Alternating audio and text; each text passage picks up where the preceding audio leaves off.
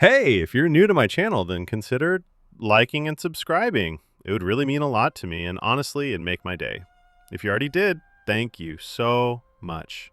Oh, and by the way, if you like listening to fan fiction, check out my other channel. The link's in the description.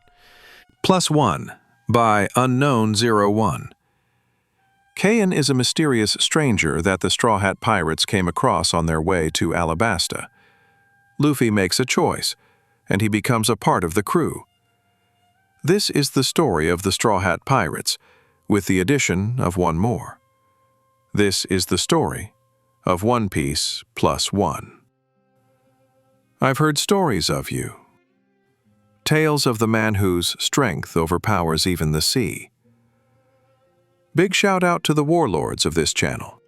Craig Twitchell, Throat Punch, Rodarius Jones, Native Warrior, Claude Lefrace, Neo Wesker 23, Derek Dowdy, Zazu Saez, Abdul Rauf Ali, N3WT, what_if_lord, Black Money _young Leon, Garrick Russell, Case Clark, KSGPL4YZ, and Brian McKenzie.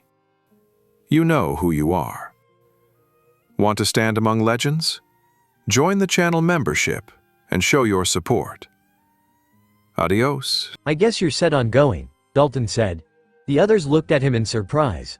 I'm not going to try and stop you, but I'm at least going to ask you to go to the other side.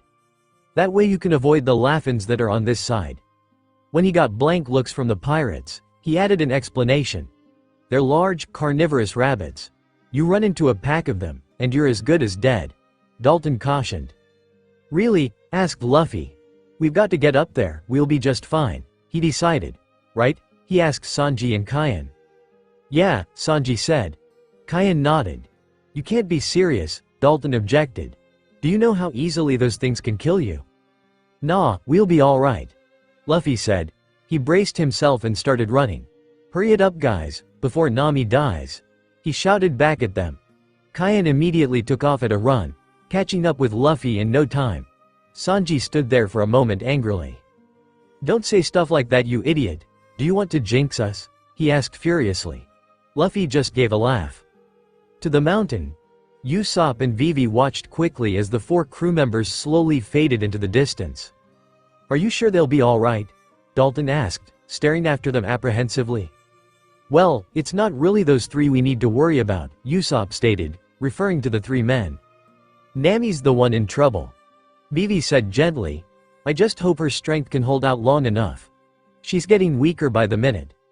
The 2 teenagers stared silently in the direction their friends had disappeared to.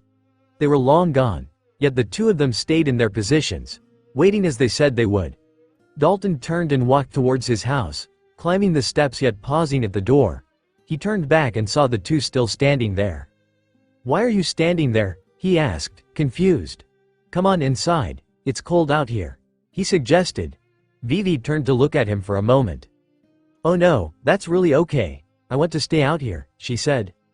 Me too, Usopp stated fiercely, shivering in the intense cold, his long nose turned bright red. Dalton watched the 2 in shock for a moment, before smiling. He turned fully away from the door, walked back down to join the 2 and sat in the snow, legs crossed. Usopp and Vivi looked at him in confusion. I see, well in that case, I'll join you, he said with a smile. The trio were quiet for a moment, all of them staring off into the snow-covered distance, waiting. We did once have some here on this island, you know, Dalton said out of the blue, breaking the silence that had fallen. Some doctors. Dalton elaborated. However, all of them left some time ago for certain reasons. They were very good at what they did when they were here, he said reflectively. We were even well known for the advanced medicine that was practiced on this island. So what went wrong? Vivi asked. A few months ago, we suffered a vicious attack, Dalton said. Our country was destroyed. Destroyed by pirates. He said the last word bitterly and angrily. Vivi and Usopp gasped in shock and mild disbelief. The whole country? Usopp asked incredulously. So that's the reason you acted that way when we showed up? Vivi deducted. Yes, Dalton established. After the attack, The word pirate still terrifies everyone on this island. Sorry about the way we treated you. Dalton apologized again. Their group was small as well. Only 5 people. Their captain called himself Blackbeard. Their power was so incredible they were able to destroy our entire country faster than you would believe. And there were only 5 of them fighting? Vivi asked, eyes wide in shock. That's impossible. What's more, Dalton began, somewhat bitterly, there are some here who believe it was actually good for the country. What could possibly be good about that happening? Vivi asked aggressively in disbelief. That's crazy. Usopp agreed. Who would say something like that anyway? Thank you, Dalton acknowledged, looking up with a smile and a gently look on his face. But they have their reasons. The king who ruled here before was a horrible man. His rule was despised by all of the citizens. Our kingdoms used to be known as Drum Kingdom. And our king's name was Wapple. He was the worst king imaginable. Dalton stated heatedly. Vivi and Usopp gasped in surprise and slight horror. Yes, I remember him. Vivi said anxiously. I know that man. Not Wapple. Usopp cried, eyes wide and nose red from the cold. A sudden cold blast of wind hit him in the face and he subconsciously turned to the direction his crew had disappeared to. The snow had gotten much deeper than when they had left the village, and it was becoming slightly harder to run. Though the 3 of them easily kept up the quick pace they had begun with, it was no longer as easy as it should have been. It feels like it's gotten a little colder, Luffy said as they ran up the snow-covered hill. The wind's picking up too. He noticed. Sanji stared at him like he was stupid. Then why don't you think about putting on some real shoes? Even seeing your feet like that is painful, Sanji complained. No way. Luffy exclaimed. This is my police, he said proudly. Police? Sanji asked, dumbfounded. I think you mean policy? Yeah, that's it. Luffy corrected quickly. Next to them Kaian sighed. Sanji turned to him with a frown. And you? Just looking at you makes me feel colder, at least Luffy's wearing a jacket. He complained again to the older man. Kaian looked at him for a while. I'm wearing black shoes, so it's okay, he said. Even Luffy was confused at this. What have black shoes got to do with anything?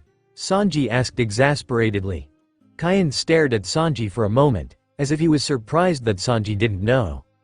Black absorbs heat, so it'll be fine, he said simply. There was a silence. That's the stupidest thing I've ever heard, Sanji shouted suddenly. So anyway, Luffy said, changing the subject in order to prevent his cook from attempting to kill his newest crew member. Did you know that people in snow countries never sleep at all? Sanji looked at his captain. Attention quickly averted from Kaian and frowned in confusion. Huh? Why? Because if they do, they'll freeze to death, Luffy said seriously. Don't be an idiot. Everyone has to sleep sometime, Sanji objected. It's the truth, Luffy protested. Someone told me that a long time ago. Suddenly, out of nowhere a huge rabbit jumped from the trees. Long claws extended, fanged teeth bared and red eyes flashing dangerously. Luffy ducked under it. Sanji stepped around it and Kaian didn't even have to move. Who told you that? Usopp? Sanji asked, expecting the stupid advice to have come from the biggest liar in the crew.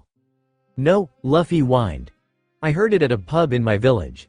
Behind them, the rabbit climbed out from the small pile of snow it had run into and began to chase after the 4 pirates angrily. Okay. So explain this. What did that Dalton guy have a bed for? Sanji asked Luffy. The rabbit leapt at Sanji's head. Jaw opened for the kill. Sanji ducked casually and the rabbit went face first into a tree, jaws closing and biting the tree so hard that it fell. I guess that's a good point. Maybe it's for when he dies, Luffy exclaimed. That's ridiculous. Sanji objected. Even Kaian looked at Luffy strangely. The tree the rabbit had bitten slowly began to fall towards the trio, about to land directly on top of them. The 3 slowed their speed slightly, letting the trunk of the tree land in front of them before easily jumping over it. By now Kaian was slightly amused by the thought that Luffy and Sanji barely even seemed to notice that they were being attacked by a carnivorous bunny rabbit. Okay then, Sanji said in retaliation of Luffy's stupid comment. Did you know that women in snowy countries have skin that's as smooth as silk? Sanji said, in a somewhat loving voice. How come? Luffy asked, sincerely believing Sanji. Isn't it obvious? Sanji asked patronizingly. Here, I'll explain. When you get cold, you rub your skin to warm. As he said this, the rabbit pounced at Kain, who tilted his body enough that it flew over his back. It's always freezing cold in snowy countries like this one. The rabbit went for Sanji, who merely leant to the side slightly as he talked. And so women keep rubbing their skin all the time, he continued as Luffy dodged another attack. So their skin becomes all white and silky smooth, he finished. The rabbit went for Sanji again, who jumped over it. Okay, then how come it's white? Luffy asked, dodging yet again. Because of the snow. It's constantly falling all over them, Sanji said as he tilted his head, letting the rabbit fly past him. So it dyes their skin all white. He finished as Kain easily sidestepped an over-enthusiastic attack. The rabbit's head got buried in a thick pile of snow as the pirates continued running. Geez, you're really dumb. You know that? Luffy asked, finally deciding that what Sanji was saying was a lie. You're one to talk, Sanji said as the rabbit unburied itself and launched itself angrily at Sanji's back. As the Lapon was just about to sink its teeth into Sanji, he lifted a leg and kicked it hard. You're becoming a pain in my ass, he shouted, annoyed. The rabbit went flying, soon becoming invisible in the falling snow. Really, what was with that thing? Luffy asked. Kain shrugged. Maybe it was lonely, he suggested. The other two looked at him. You're so stupid, Luffy said to Kain. The older male shrugged and continued running. Soon they had nearly reached the mountain that held the castle. Unfortunately, Nami wasn't faring any better. Come on Nami, hang on for a little bit longer, Sanji pleaded. We're going to get you to a doctor, alright? Snow's getting really deep around here, Luffy noticed, his legs sinking in up to his knees. Due to Kain's greater height, he didn't have the same issue as the other two, being a good 20 centimeters taller than the two teenagers. Hey, try and run more smoothly will you? You're just making it harder on Nami, Sanji ordered. The three of them suddenly halted when they realized there was something other than snow and trees in front of them. A herd of really big rabbits, all at least double the size of Sanji, were standing in front of them. The small one that Sanji had booted earlier clung to the shoulder of the largest one, the obvious leader of the pack. It was taller than the others and had a large scar over its face. What are these things? Sanji asked. Well, they're big and they're white, Luffy said. So they must be polar bears, Luffy exclaimed. The other two ignored him. Laffins, Kain answered, watching the giant rabbits curiously. Sanji turned to him in confusion. How do you know that? He asked. Kain shrugged. Dalton told us that if we went this way we would run into giant, carnivorous rabbits called laffins. He explained. He pointed in front of them, hand completely still. In front of us are giant, carnivorous-looking rabbits, he stated. The other two looked at him for a while. Sometimes I can't tell whether you're stupid or a genius, Sanji stated before turning back to the problem at hand. Back at the village, Dalton was looking at the two teenagers in shock. What's that? You know Wapol? He asked. Know who he is? Usopp repeated. We know more than that, he answered. He's the pirate who attacked our ship not too long ago. But I was able to take care of it, Usopp blatantly lied. Now that I think about it, I remember him saying something about heading to Drum Kingdom. Yes, agreed Vivi. There's no question about it now. I'm sure I remember him at a monarch meeting that my father took me to. I was still very young then, but I remember it to this day, she stated. Dalton looked up at the brunette curiously. A monarch meeting? He asked. Vivi froze as she realized her mistake. Who are you? He asked. Oh no, she tried to cover up. Well, the point is we do know Wapol, she said, changing the subject. We ran into him yesterday when we were on our way here. Yesterday? Dalton breathed. Are you sure about that? He asked. But then, Vivi said. I don't understand what's going on here. He said he was a pirate. He didn't say anything about being a king, she said. He's just calling himself a pirate as a disguise. In truth, Wapol has been wandering the seas, desperately trying to return to this island. So then, Vivi began quietly. Wapol and the people on his ship with him were kicked off the island because they were no match for the pirates. Vivi asked. Is that what happened? Dalton's face immediately darkened. That's not it. When it happened, he began, voice rough in anger. When we were attacked, Waipal's army didn't even try to fight. He said angrily, body trembling with his fury. Vivi gasped, the concept of abandoning one's people completely foreign to the princess of Alabasta. In fact, Dalton continued spitefully. The second he learned how strong they were, Wapol grabbed his cronies and ran like a coward. He was the first one to abandon the country and flee out to sea. He growled angrily. Vivi began shaking. After that, the country fell into utter despair. We were left behind by our king, he snarled. What sort of king would do that to his country? Vivi asked, absolutely furious. Usopp looked at her in shock.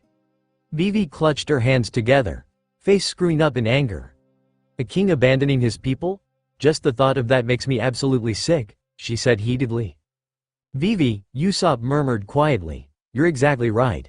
Dalton said. The one good thing that came out of it was the end of Waipal's tyrannical rule. The people who were left on this island have come together now. We are trying to create a new country. So what we fear most right now is the return of Wapol and his followers. The return of his rule. We can't afford for him to come back now, with the country so unstable, it would be the end of us, Dalton said hatefully. We want to build ourselves a new, peaceful nation on this island. He said sadly. Peace. Something that wasn't occurring near a trio of certain pirates. The Lapon growled angrily at the three standing before them, baring their teeth and hissing. The Lapon at the front bent its back legs and launched itself into the air. Look out, Sanji shouted, as it flew high above them. The Lapon smashed its claws down at the pirates, who quickly dodged to the side, causing the Lapon to hit only snow, huge chunks flying everywhere. Seriously, Sanji complained. How can it move like that? Is it a gorilla? He asked, apparently forgetting Kaien's earlier explanation of what they actually were. No, Luffy protested. It's a polar bear, he stated, more forcefully than last time. Kaien sighed. It's a Lapon. The two teenagers turned to him again. What's a Lapon? They both asked at the same time. Kaien sighed. He had just explained it to them, not even a minute ago. Don't worry about it, he said. Suddenly Sanji glared at Luffy. It's a rabbit, he shouted, vaguely remembering Kaien's earlier explanation. How did you go from gorilla to rabbit? Luffy asked, obviously having not remembered the explanation of what a Lapon was. These must be the Laffins Dalton was telling us about. Sanji stated smartly. Kaien's mouth nearly fell open. Seriously? Well, Sanji continued. There sure are a lot of them, he said. The crowd of Lapon moved in slightly, showing just how many there were. Over 20. Kaien sighed, something he seemed to have been doing a lot since he joined this crew. At least it wasn't boring. Look out! Sanji shouted, as the Lapon flew high above them. The Lapon smashed its claws down at the pirates, who quickly dodged to the side, causing the Lapon to hit only snow, huge chunks flying everywhere. Seriously, Sanji complained. How can it move like that? Is it a gorilla? He asked, apparently forgetting Kaien's earlier explanation of what they actually were. No, Luffy protested. It's a polar bear, he stated, more forcefully than last time. Kaien sighed. It's a Lapon. The two teenagers turned to him again. What's a Lapon? They both asked at the same time. Kaien sighed. He had just explained it to them, not even a minute ago. Don't worry about it, he said. Suddenly Sanji glared at Luffy. It's a rabbit, he shouted, vaguely remembering Kaien's earlier explanation. How did you go from gorilla to rabbit? Luffy asked, obviously having not remembered the explanation of what a Lapon was. These must be the Laffins Dalton was telling us about. Sanji stated smartly. Kaien's mouth nearly fell open. Seriously? Well, Sanji continued. There sure are a lot of them, he said. The crowd of Lapon moved in slightly, showing just how many there were. Over 20. Kaien sighed, something he seemed to have been doing a lot since he joined this crew. At least it wasn't boring. The winds blew fiercely, flinging snow harshly against the faces of the three pirates, the stinging cold turning their faces red. Nami was still protected by Luffy and her hood, receiving less cold than the others. Silence reigned over the standoff, broken only by the sound of the wind and the occasional growth of a Lapon. From Luffy's back, Nami let out a sound that may have been a groan or her attempting to speak. What is it? Luffy asked the navigator. Hurry, she whispered hoarsely. I'll be. She trailed off weakly, unable to finish the sentence. Luffy watched her with a frown. Just rest, he ordered. Never mind that. We'll worry about it later, okay? She's not even worried about her own life, Sanji said with a small smirk. Just hang in there a little longer, Nami. Sanji turned back around to face the horde of Laffins. Let's get going. We have to make it to the castle where the doctor is. Sanji glared at the Laffins in front of him. Move it, you damn bunnies. The lead Laffins tilted its head slightly to the side, glaring at the three men in front of it with fierce red eyes. They're coming. Luffy warned the other two quietly. Kyan nodded slowly, his body tensing nearly imperceptibly. Yeah, Sanji agreed more vocally. The lead Laffins shifted forward slightly, the snow creaking beneath its weight. Listen, Luffy, Sanji said after a pause. Luffy turned to the chef in front of him. I don't want you fighting these guys, alright? Why not? Because, Sanji retorted rather forcefully. Nami will be able to feel every move you make. She's too sick to be able to handle something like that. It would be too much for her. She could die. Nami started to slip down Luffy's shoulder, as if emphasizing Sanji's point. What? Luffy began, before being cut off by loud, ferocious roars coming from the pack of Laffins in front of them. They raised their arms into the air and bared long, sharp fangs as the fierce battle cry rung out from every throat. Okay, then I won't fight them at all, Luffy reassured, talking quickly as the Laffins had begun to charge. The entire pack suddenly leapt towards the three pirates and Nami. But then, he dodged a swipe of claws. What can I do? Just dodge, Sanji replied, barely dodging his own attacking Laffins. Dodge, he ordered. Dodge and run. The leader of the Laffins swiped at Luffy's back. Kyan quickly pulled the teenagers towards him, spinning them out of the way of the sharp claws. But don't retreat, Sanji added after a moment. Luffy turned a glare of him. That's a little difficult. He then had to focus of Nami, who was once again slipping off his shoulders. As his head was turned, the leader of the Laffins once again went for Luffy. Kyan grabbed the teens, and literally hoisting them over his shoulder, ran past the Laffins as it swung both gleaming claws in the exact place captain and navigator had just occupied. One of the bigger Laffins leapt towards Sanji, who spun quickly, and used both his strength and the momentum of the Laffins, sent it flying towards its pack with a fierce kick. Damn, he muttered. In this snow I can't get my footing well enough to land a solid kick. Kyan came up beside him and lowered Luffy back down to stand of the ground. Kyan quickly readjusted Nami, before focusing his attention on the Laffins. The Laffins were currently standing in a tight circle around their fallen kin. The one Sanji had just kicked. Simultaneously, all of their left ears tilted to the left, towards the pirates. They leapt again. They're attacking all at once, Luffy shouted, panicking. He dodged the swipe of the Laffins that attacked from the side, sending his hat flying. Sanji quickly grabbed it. Head for the forest, Sanji ordered to both Luffy and Kyan. I'll cover you. He quickly dodged back from a Laffins that had snuck up behind him, the main pack still covering the short distance towards him. Luffy frantically started running towards the forest. Kyan just behind him. When they were a safe distance away, Sanji began sprinting towards the other two, barely missing the Laffins that were diving at him, missing and landing in the snow, sending up giant plumes of the frozen water. Go left. We'll head to the mountain. Okay. The three made a 90-degree turn and sprinted towards the mountain. Kyan began to easily outpace the other two. Damn it, slow down, Sanji ordered. Kyan looked behind him with a raised eyebrow. And let the carnivorous bunnies eat me? He asked. Sanji frowned. We need to get rid of them, he shouted as he began to pull ahead of Luffy. It would take us hours to fight them all off. How do we shake them off now? He asked, mainly rhetorically. To the direct left, the pack suddenly appeared from the trees, easily matching pace with the pirates. For bunnies, they're tough, Sanji complained. We're in trouble. Just then, a Laffins jumped out of the forest on the left, the pirates' backs having been turned, and headed for Luffy and Nami. Luffy growled angrily and prepared himself for a kick. Sanji whacked him in the head, and used the leverage to jump over Luffy's leg to launch his own attack. Stop it, he shouted angrily to Luffy. On Luffy's back, Nami groaned softly at the violent, jostling movements. Sanji quickly sent the Laffins flying, before turning back to Luffy. "What are you doing? I told you not to attack, you idiot, just leave them to us."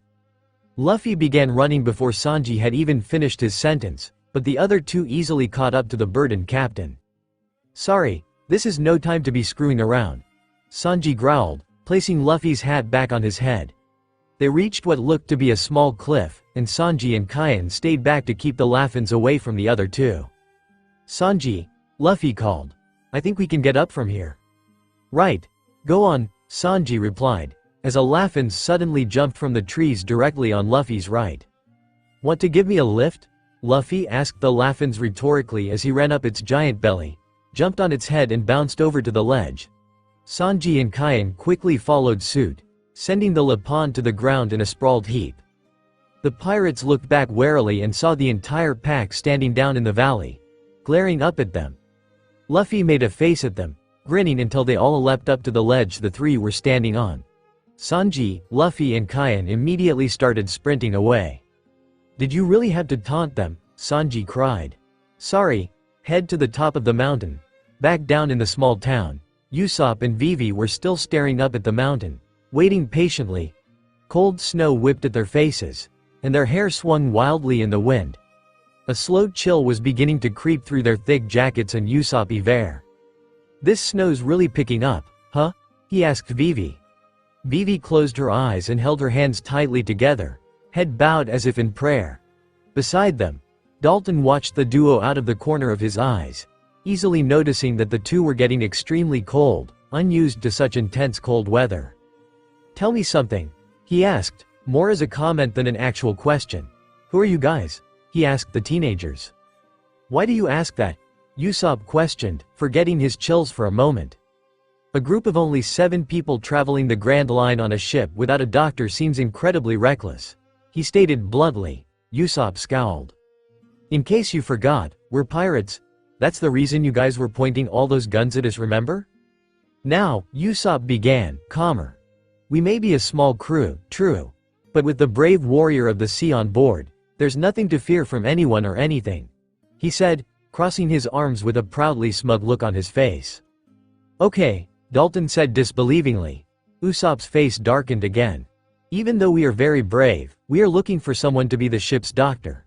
In fact, I was really hoping we'd find one here on this island. Of course what I wasn't expected was that the doctor here was a witch, living in castle," he said, pointing a thumb up towards the mountain. All three turned their heads towards it, simply watching. "Well, she's all we have," Dalton said somewhat defensively. The other two turned their heads towards him and stared in surprise. "You certainly seem to be a lot different than the pirates we're used to," Dalton said with a small smile, changing the subject. Before Vivi or Usopp could respond, a woman's voice called out from the side. "Hello, Dalton."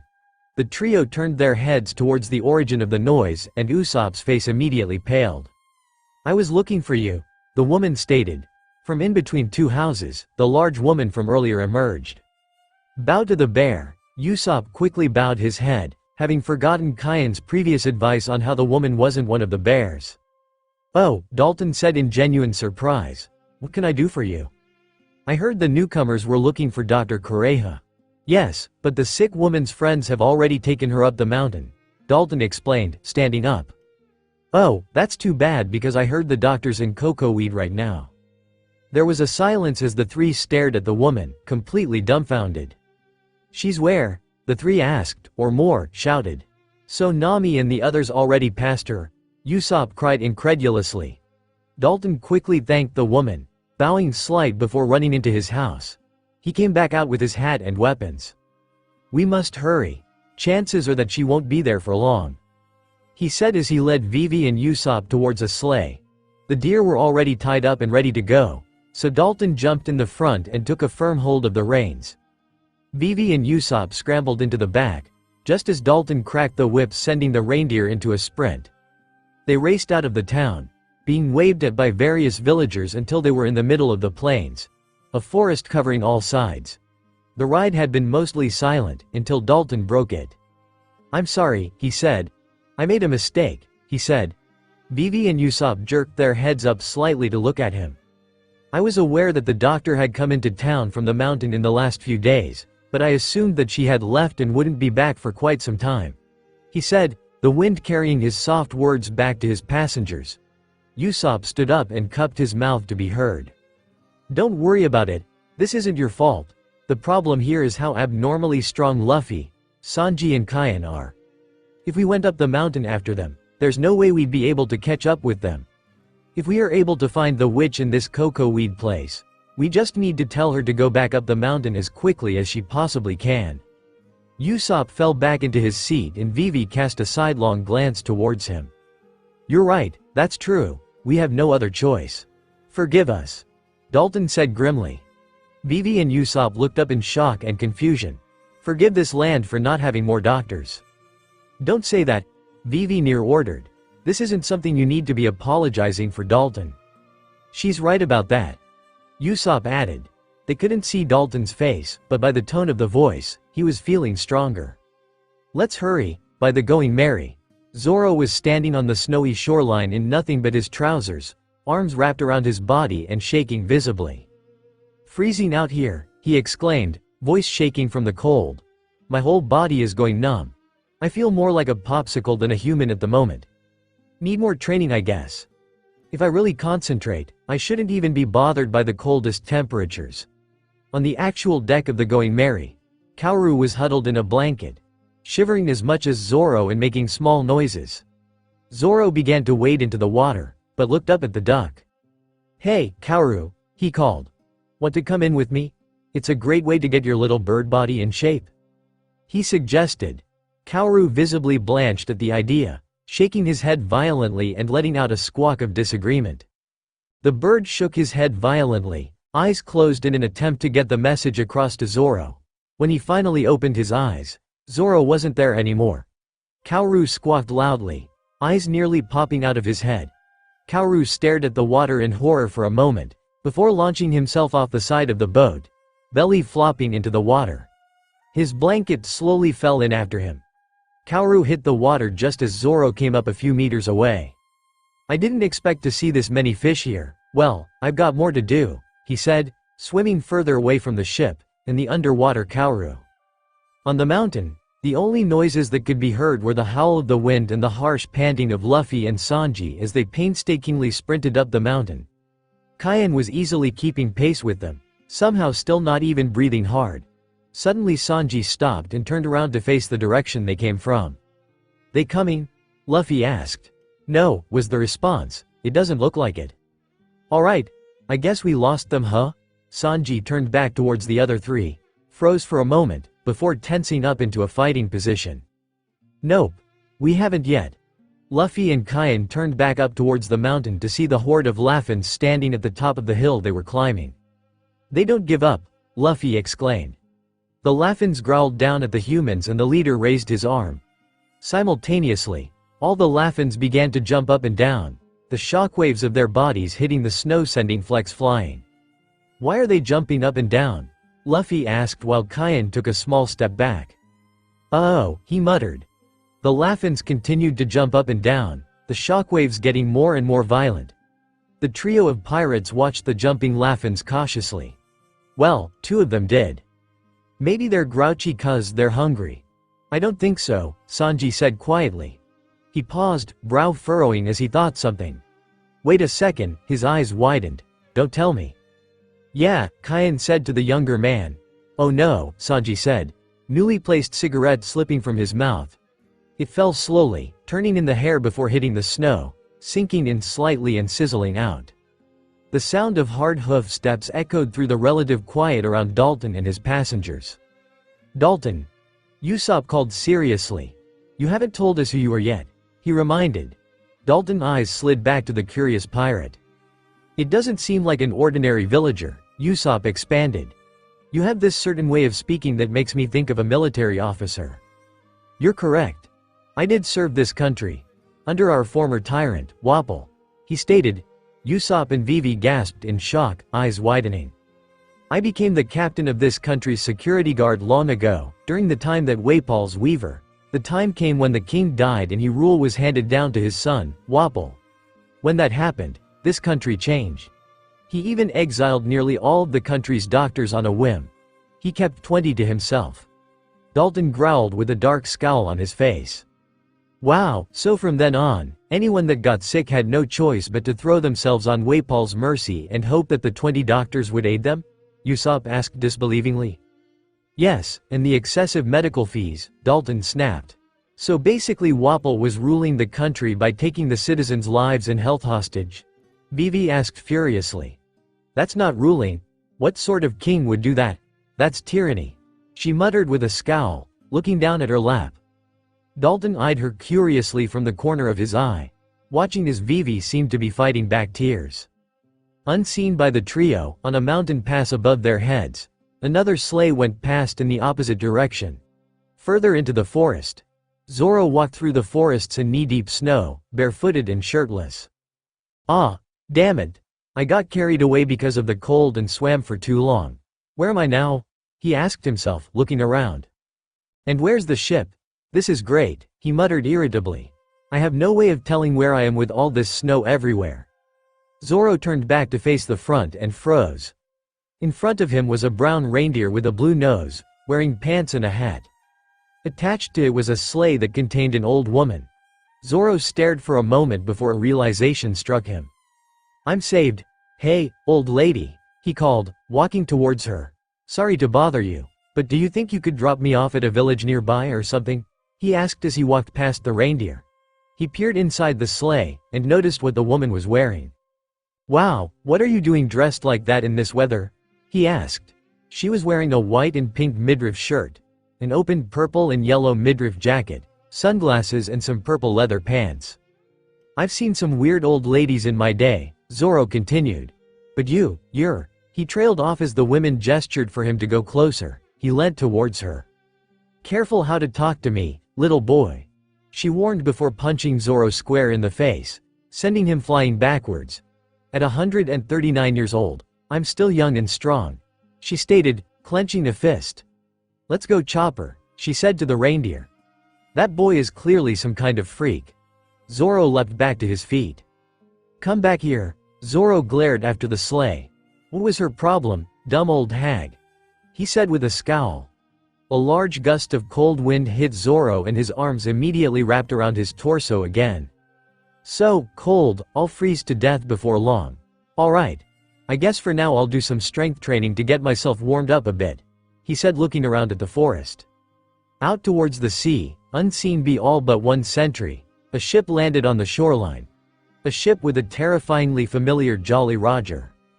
In the village of Cocoa Weed, the villagers were crowded in an inn, the door curiously being repaired. Dalton, Vivi and Usopp were inside, questioning the villagers. What are you telling us? Usopp asked with a groan. You mean the witch left this town just a few moments ago? Oh, you got to be kidding me.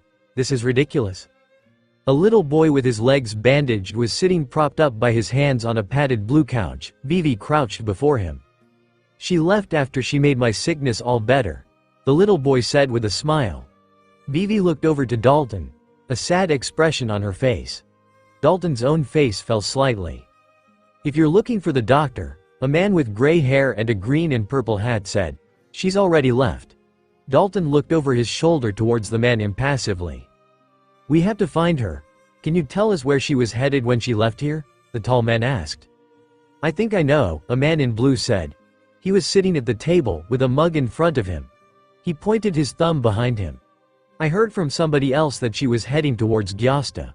Dalton looked shocked. Gyosta? So where is that? Usopp asked. If we were going to Gyosta from Bighorn, we'd go in the opposite direction that we went to come here. Oh great, Usopp said petulantly, we passed her? Ice skating is very popular there, Dalton murmured randomly. What does that have to do with anything? Usopp cried. Calm down Usopp, Vivi said. We need to get going to that town. At this point we really don't have that much time to lose. Vivi told the duo. Yeah, you're right, Usopp muttered. Dalton. A voice cried for the doorway. Everyone in the inn turned towards it. A man with blue hair, covered with blood, was leaning weakly against the door frame. A crowd of villagers were gathered behind him. I found you at last. Yes, but I thought you were standing watch tonight. Dalton said, eyes wide. The man lost his grip on the door and fell to the ground. Dalton's eyes widened further and he ran forward, barely catching the man before he hit the ground. What's the matter? Dalton asked urgently. I can tell that you've been badly injured. Tell me what went wrong, he ordered in an uncharacteristically loud and fierce voice. Every watchman except for me, the man panted. They've all been killed, Dalton. What? This thing, the man groaned. This submarine sailboat, it came out of nowhere and it attacked us. They killed every one of the watchmen. We couldn't stop them, the man reported weakly in a strained voice. Who were they? I don't understand, Dalton said urgently. Please explain this. The man suddenly sat upright and grabbed Dalton tightly by the jacket. Please, Dalton, help us. We aren't strong enough to fight them. You have to do something. The man paused to take in a shallow breath. Dalton's face was tense, eyes wide. What's wrong? Usopp asked. Dalton's face suddenly screwed up in absolute fury as he watched the man dying in his arms.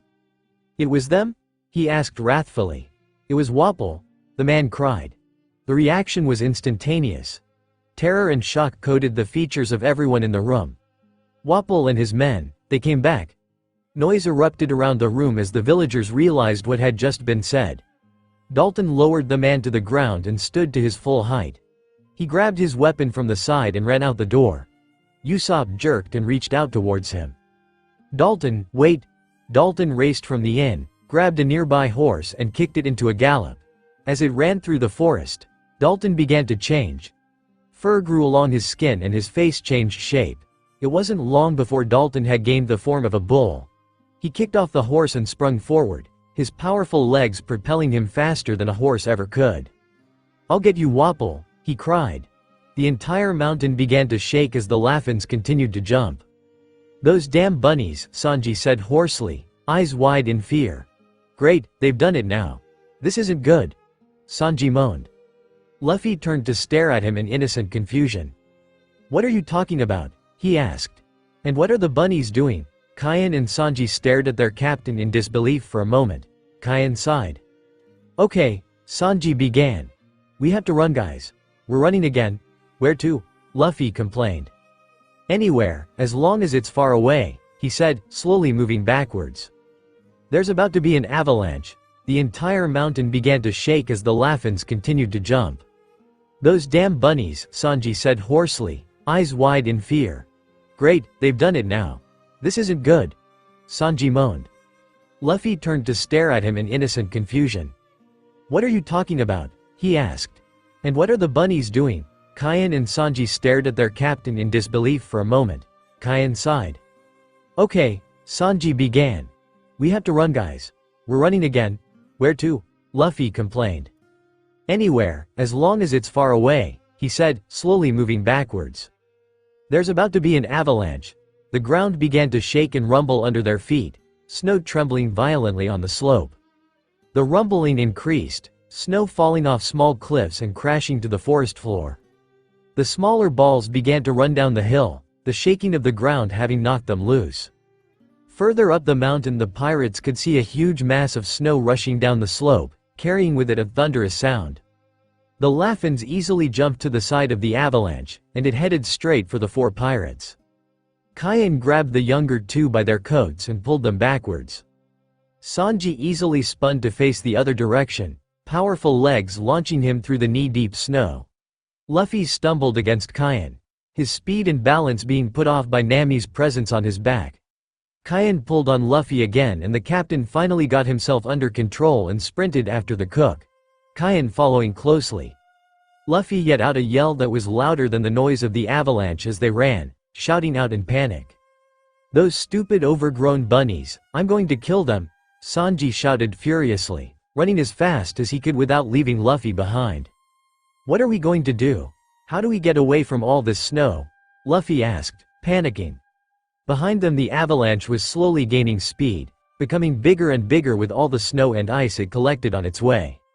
I don't know, all I know is the first priority is Nami. The second priority is Nami and the third priority is Nami. Got that, Luffy? He shouted as he jumped over a small pile of snow. Protect her even if it kills you, he ordered his captain. Behind them, Both Kayan and the avalanche were falling behind. Kayan was panting and shaking with exertion, his eyes locked on the snow, while the avalanche itself somehow seemed to be losing velocity even though it was following a downward slope. "I got it!" Luffy shouted up ahead. "But how do I do that?" he asked. Sanji frowned and began to look around for anything that could somehow protect them from the avalanche. To his immediate right, his eyes caught onto a ledge that stuck a pretty bit distance above the ground, high enough to not be hit by the avalanche. Over there, to that cliff. He turned to the side and ran at the ledge, mindful of the avalanche only a small distance behind. "What? Why?" asked Luffy. "Just do it, we need to get as high up as we possibly can." Sanji looked behind him to judge the distance and frowned. "Kayan, hurry up." The pirate in question was a good 10 meters behind the others, lagging considerably behind them. The avalanche was not even a meter away from him, yet somehow he was still in front. Kayan's eyes flicked over to the cooks and he closed his eyes for a moment, bracing himself before his speed increased. Phenomenally. However, so did the speed of the avalanche. Kayan launched forward, easily catching up with the teenagers. He wrapped his arm around Luffy and held both him and Nami under arm as he was running. Luffy let out a small shout of surprise. As he was passing Sanji, he slowed minutely. "Come on," he shouted. Without a moment's hesitation, Sanji wrapped his arm around Kayan's neck and hoisted himself onto the older man's back. Kayan sped up and Sanji nearly gasped in surprise. Kayan's speed was nearly double his own when he was running at full speed, and Kayan was carrying 3 teenagers. "Damn, you're fast," Sanji muttered to Kayan. Kayan grunted in response, focusing on outrunning the avalanche that was still increasing in velocity. Sharp pants began to come from Kayan, his lungs strongly disagreeing with the intense speed he was running at. Luffy looked up at his new crew member from where he and Nami hung limply, frowning in mild worry. The distance between the fore and the cliff decreased, but as did the distance between them and the avalanche. Sanji and Luffy watched, eyes wide as the avalanche came upon them, barely a meter away. Luffy let out a yell while Sanji shouted in Kayan's ear. "Jump!" Kayan had already jumped. He landing heavily on the very top of the cliff and immediately dropped the 3 teenagers, collapsing to his knees and panting heavily. The avalanche rushed past them, trees and giant boulders being swept along with it. Luffy slowly pushed himself to his feet, having landed on his front with Nami draped over his back. Sanji had landed on his back rather forcefully and coughing, sat up and rubbed his head. The 2 eyed Kayan as they stood, with slight frowns. "That was really mean," Luffy said, face sad. Kayan waved a hand at him in apology, continuing to pant. Sanji shook his head and watched the avalanche slide by. "We made it up here just in time," Sanji began to say as another layer of the avalanche, one far bigger than the cliff they stood on, came rushing towards them. "Oh no," Sanji moaned as Luffy stared, wide-eyed. Kayan painfully climbed to his feet just in time for them to be swept backwards by a hard wall of snow. They went flying head over heels backwards in the air, the force having knocked them instead of letting the snow swallow them up. Loud yells echoed through the air as the snow covered everything in sight. "Hey Vivi, are you sure we're going in the right direction to get to this Gyosta town where the witch is?" Usopp asked as he guided the sleigh through the snow, trees on either side rushing past. "Well, now that you mention it, I'm not exactly sure where we're going," she murmured, eyes locked firmly onto the map she held in her hands. "We're in pretty bad shape if you're not sure," Usopp criticized softly as he turned back to the front. "You know, if Luffy, Sanji and Kayan manage to make it up to the castle and the doctor isn't there, they'll just turn around and leave. We have to make it to the place, find the doctor and tell her to go back up the mountain. Nami is running out of time pretty quickly." "Yes, I realize that, Usopp," Vivi responded. "Well, if you realize it, do something about it. You're a princess, right?" Usopp asked rudely. "What does that have to do with anything?" Vivi asked offended, turning to face Usopp with a frown. "I can't snap my fingers and make it happen. I'm a princess, not a witch." "So what?" Usopp asked, making a face. Vivi scowled at him and shoved the map towards him. "Then why don't you go ahead and take a look at the map?" she said stiffly. Usopp scoffed. "What am I supposed to do with that? There's snow covering everything." "So then, you don't know either," Vivi said triumphantly. Usopp made a face, before grinning and holding his hand to his chest in a failed attempt to look proud. Yep. I don't know anything either. And you're proud of that fact? Vivi asked in disbelief. At any rate, if we keep to this route we should find a sign to this Gyosta place somewhere around. Keep your eyes open, she ordered. Neither of them noticed the old, snow-covered sign they passed. Sure thing. Just leave it to me. I'll watch for signs at the side. There's no way I'll miss it. Time passed as the duo unknowingly traveled further and further away from their destination. This doesn't look good, Usopp said. We won't be able to go any further in this deep snow, he said. The sleigh they were riding in was in snow so deep that it threatened to fall onto the two passengers' laps. It seems like we've gone part way up the mountain, Vivi observed. The violent rumbling of the mountain finally reached the duo and Usopp looked around frantically. What's this? Vivi asked. Wise looked around curiously for a moment before her eyes widened. Oh no, Usopp. Is this what I think it is? Usopp face morphed into an expression of terror as he came to the same conclusion. An avalanche, he choked out. 25 feet 631, 25 feet 632, 25 feet 633.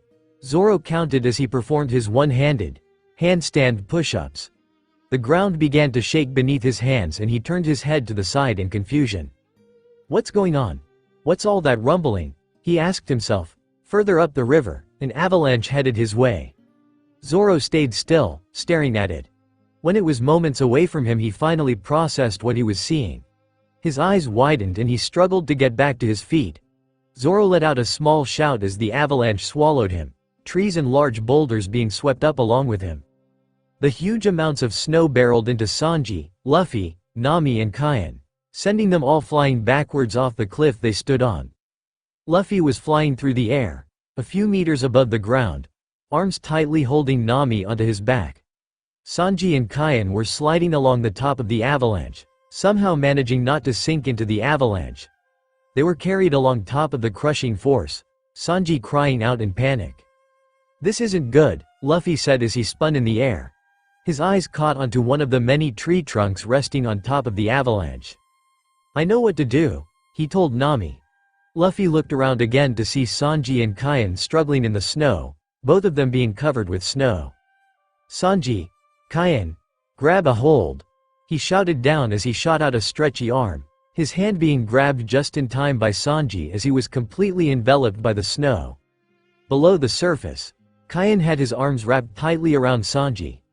Luffy landed on a fast-moving tree trunk and pulled his arm back, sending the two flying out of the snow and landing on the tree behind him. Thanks, well done Luffy, Sanji panted. Yeah, but what now? Luffy asked, panicking again as the tree began to speed up due to the extra weight. Even if we don't sink in the snow, we'll just keep going down this mountain unless we do something about it. Sue. I don't usually comment at the end of a chapter but I felt the need this time. I'm really sorry to everyone who has been waiting for this chapter to finally come it. It's been difficult for me. Sometimes, like all writers, I begin to doubt my ability, and when that happens writing seems more like chore than anything else. I've always refused to write when I don't want to because writing is something I love, and I refuse to make it anything else than that. It's taken a while, but I'm back, courtesy of Kaien funnily enough. He's my inspiration to continue. This whole time I haven't been writing, he's always been there in my head and I have been continuously imagining more and more of this story, though much later, chronologically, Water 7 Act actually. So while I'm explaining myself, I figured I may as well answer some of the reviews you guys have kindly posted to my story. I get so excited when I see one. They're also one of the reasons I've been able to continue writing. That fact that you guys enjoy this means so much to me. Guest who posted in June last year, Kaien's backstory will come. Be patient. Gooseniperman. Close in your guess regarding Kaien's devil fruit. Not sure what the Ryu fruit is though haha. Snowy. Yes, Kaien does have a DF, bounty and nickname. We'll find out what those are when we reach Alabasta. MK's 1298. He could yes, but there is a reason he doesn't which will be revealed at the same time as the bounty, DF and nickname. Of course unless you can figure it out earlier. Taton. I'm glad you like Kaien. I've always thought that it seems strange that Luffy had never been in charge of any group of people before, let alone the captain of a crew, yet he never really got advice about how to be a captain. When I decided Kyan was a captain, I realized he would be the perfect big brother, advisor that this crew of teenagers need. Also, thank you to the other guests that have reviewed me. I honestly love it. I'll try not to take too long in my updates from now on, so until then, farewell. P.S. After seeing other authors do this, I have decided to be a sheep. I've created a Twitter account dedicated to this. I hope you guys will follow it, because I'll be posted daily. Or somewhat daily updates regarding the stories and if I'm actually writing. I figured this would make it easier for you guys to either nag me into writing, or just to see if I'm still writing or where I'm up to. I know that I would like to know how my favorite stories are going. So if you're interested, my account name is unknown229ff. My DP is of Luffy and Naruto and my backdrop is of purple sky. I'll be posting details about my writing, so if you're interested, look me up. Luffy looked around again to see Sanji and Kyan struggling in the snow, both of them being covered with snow. Sanji, Kyan, grab a hold. He shouted down as he shot out a stretchy arm, his hand being grabbed just in time by Sanji as he was completely enveloped by the snow. Below the surface, Kyan had his arms wrapped tightly around Sanji. Luffy landed on a fast-moving tree trunk and pulled his arm back, sending the two flying out of the snow and landing on the tree behind him. Thanks, well done Luffy, Sanji panted. Yeah, but what now? Luffy asked, panicking again as the tree began to speed up due to the extra weight. Even if we don't sink in the snow, we'll just keep going down this mountain unless we do something about it. Sanji scowled, teeth clenched, head hanging slightly. This is ridiculous. We were almost to Chimney Mountain. A little farther and we'd have reached the doctor. He exclaimed angrily as the tree continued to speed down the slope. Kyan fell limply against Sanji's back, panting hard. We need to stop, he managed, between the breathless gasps. I know, Sanji cursed heatedly, eyes darting around, trying to see anything that could possibly slow their speedy descent. Damn those rabbits, next time I see them, they're stew. Luffy shouted as he slowly climbed to his feet, balancing on the tree as one would a surfboard. For the second time in a short period of time, Luffy once again jinxed the group of pirates. Crunches of heavy objects landing on snow barely echoed over the roaring reverberations of the avalanche, but it was enough to alert the pirates to the presence of some unwelcome guest. Sanji and Luffy turned around hastily to see the herd of Laffins surfing down the avalanche on tree trunks, as the pirates were. No way! Luffy exclaimed, shock on his face. The Laffins let out a chorus of roars as they continued to chase the pirates down the mountain. Come on! Sanji shouted, climbing to his feet and dragging Kyan up by the arm. Put all of your effort into steering this thing. The tree picked up speed with the combined weight and force of the three pirates. Behind them, one of the Lapon pushed off their tree and launched towards the trio. Luffy dodged a swipe, leaping over the Laffin's paw, before the Lapon was swept away by the force of the snow. Another leapt forward, aiming towards Sanji, who barely dodged the razor-sharp teeth by dropping onto the tree, accidentally dragging Kyan down with him. Kyan let out a sharp gasp of pain, however before Sanji could question it, a more serious problem came to his attention. Look out Luffy, up ahead, ahead! Luffy whipped around from where he was facing the Laffins to see a rather alarming sight. A large rock which the sharp, broken stumps of trees was right in their path, too close for them to be able to swing around it. Ah, a rock, we're going to crash, Luffy yelled. You can't crash, Nami's on your back, Sanji exclaimed. In that moment he made a decision. With a wry smile on his face he grabbed Luffy in one hand and Kyan in the other, throwing them back as far as he could. A lady requires a gentle touch, he said with a smirk before he slammed violently into the tree stumps on the rock. Shards of wood littered the air, one of the stumps exploding from the force that Sanji hit it with. Sanji flew through the air for a moment before smashing into one of the Lapon, accidentally taking it down with him. Sanji! Luffy shouted, eyes wide in horror as he watched his cook fall into the churning snow. Luffy had barely grabbed onto one of the remaining stumps on the rock, the stump itself creaking ominously with his weight. Luffy looked around frantically. Kyan, where are you? Luffy's face scrunched up with anguish before he threw his free hand out to the only crew member he could potentially save. Sanji, you idiot. Don't try to hog the glory. Luffy felt his hand grab onto Sanji's own and pulled as hard as he could. His heart sunk to his scrambling feet as only a mitten came back, it having fallen of Sanji's hand. No, Sanji. He hollered as his cook disappeared from sight. Before long the avalanche settled to a stop, small snow particles flying into the air like dust. Luffy lay Nami on the rock, secured between the two remaining tree stumps. He stripped off jacket and gloves, putting both on Nami before carefully laying his hat on her chest. I'll be back soon, Nami, he murmured softly. I promise. He climbed to his feet before literally diving off the rock, into the soft snow, sinking quickly. The village of Bighorn had been all but completely buried by the avalanche, only the very tips of the houses visible over the mass of snow.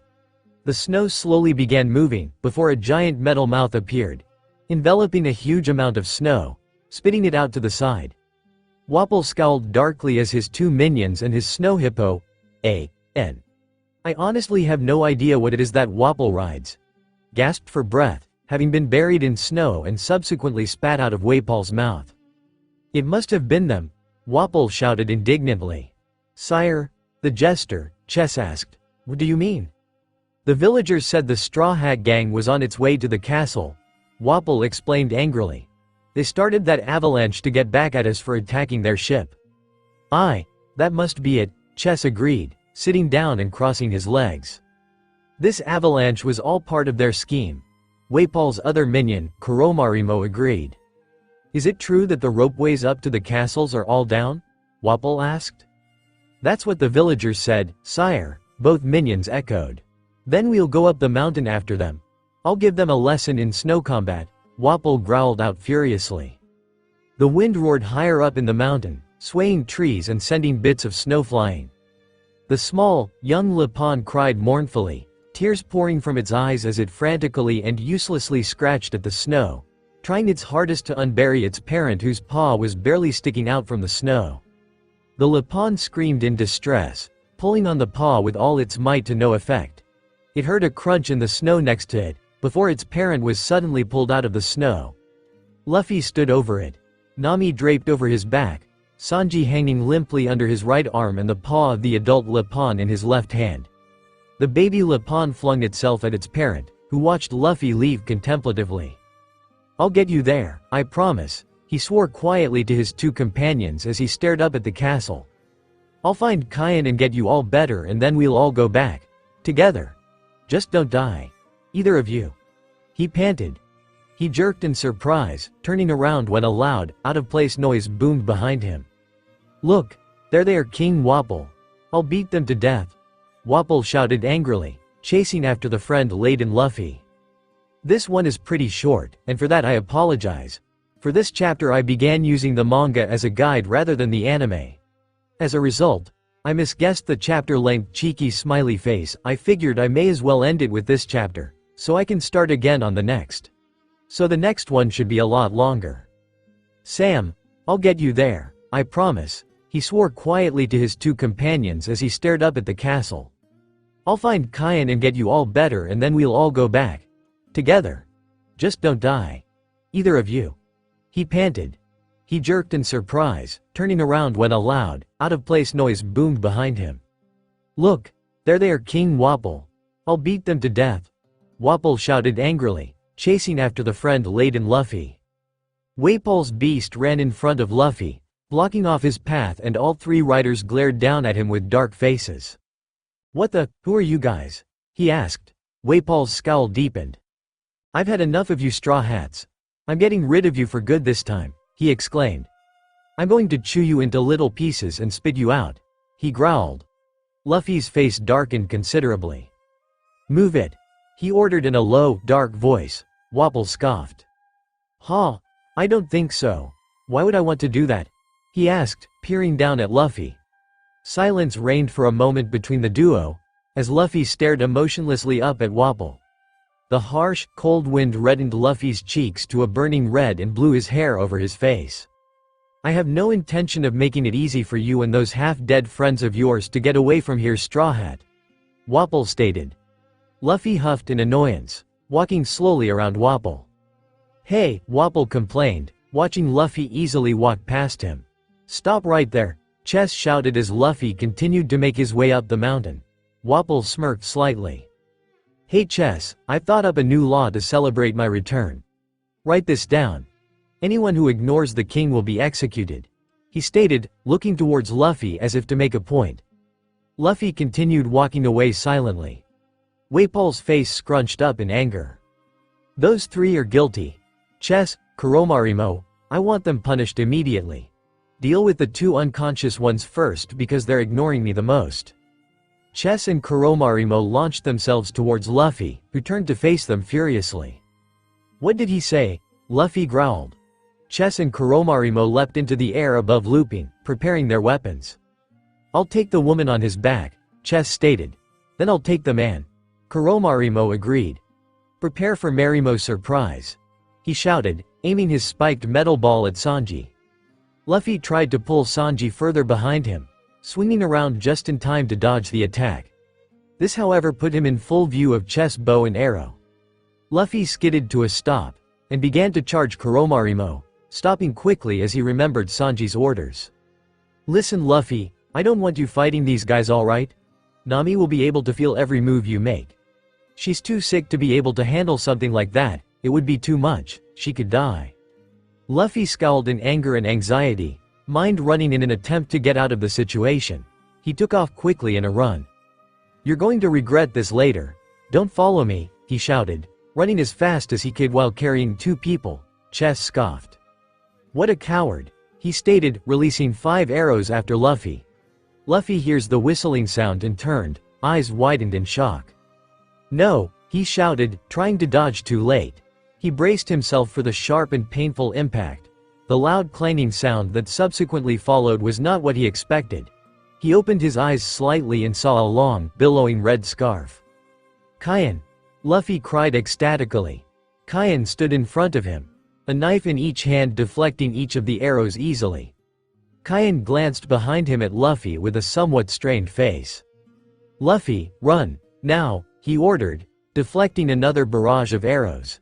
He sent one of his throwing knives towards Chess, forcing the jester to fall over in shock. In the brief reprieve, he set off after Luffy. "Where have you been?" Luffy panted as they ran. "I went looking for you," Kaian replied breathlessly, face scrunched slightly in pain. Luffy glanced back at Kaian, before exclaiming in shock.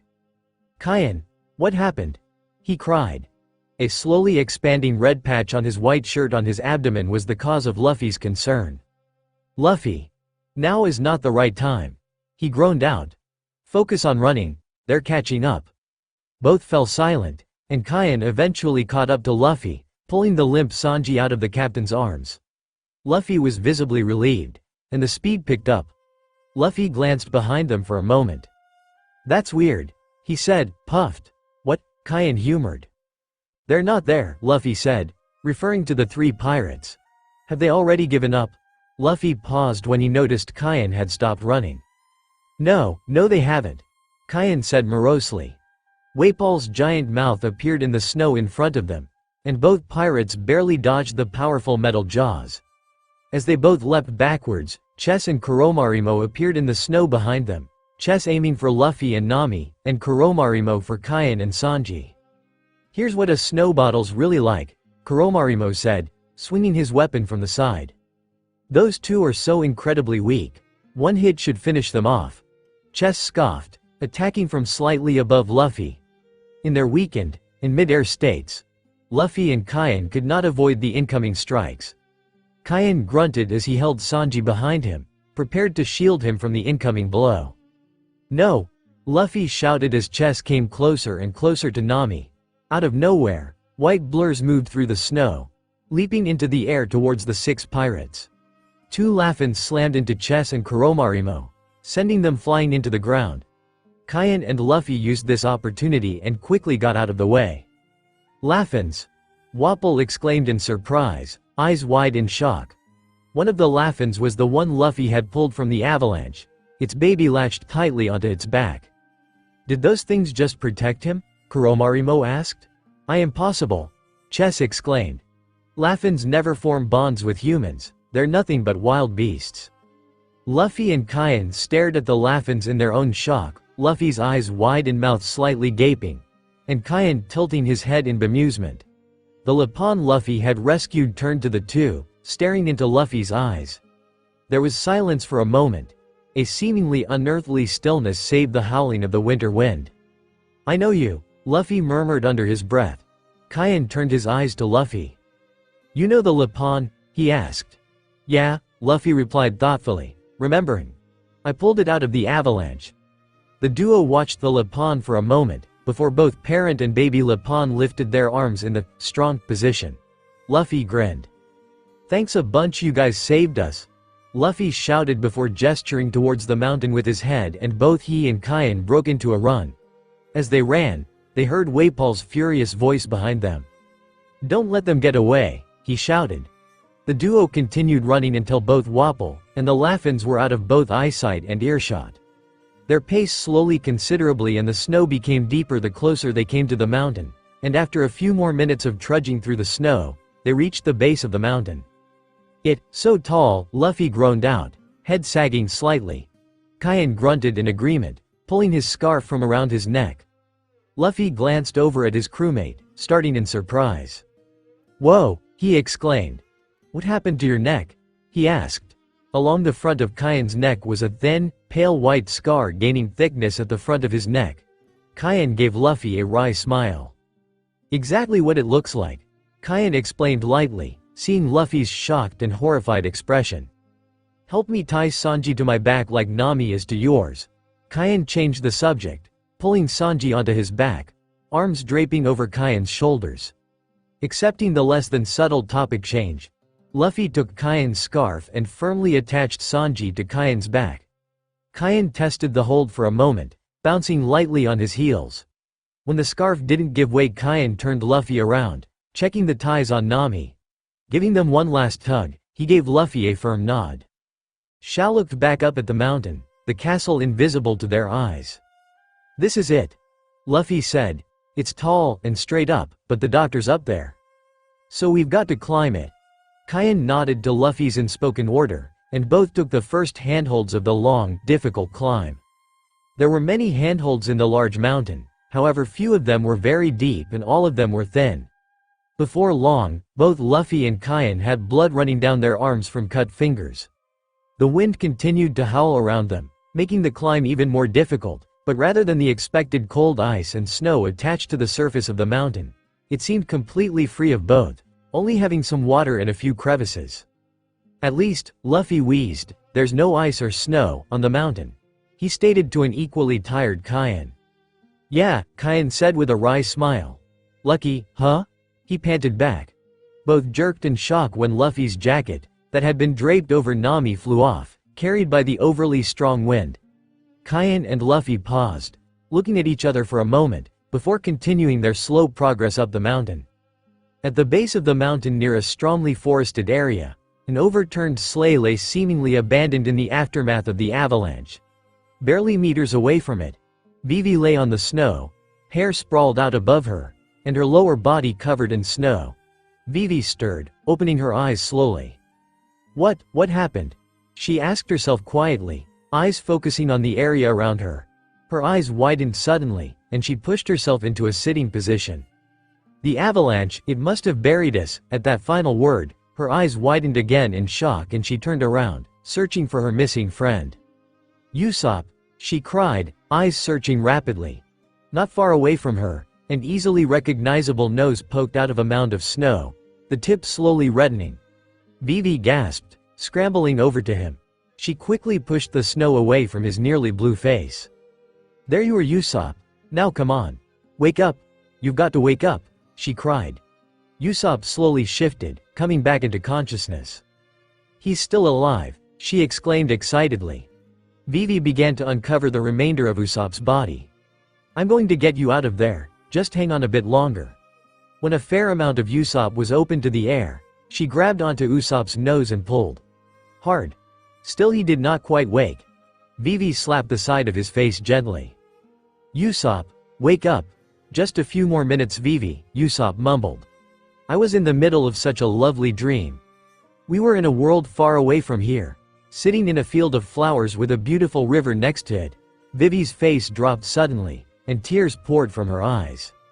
"You're nearing the afterlife, Usopp," she cried, slapping his cheeks hard. "You need to come back. Get out of the dream and wake up." With that last word, Usopp's eyes sprang open and a loud shout of fear left him. Vivi jerked back in surprise, eyes wide. "Ah, look at the Usopp pirates. All 75,000 of them. They're such brave warriors." Vivi's face fell once more. "Now get up right now. You have to wake up. Do you hear me?" Vivi began to hit him in the face as hard as she could in her panicked attempts to wake him up. Usopp sat up quickly and Vivi sighed in relief. She pulled him to his feet and as he gained his bearings they began to walk. Usopp smiled at her. "Wow, you saved my life, Vivi. I was almost a goner there for a second. That was a close one. I'm lucky to be alive.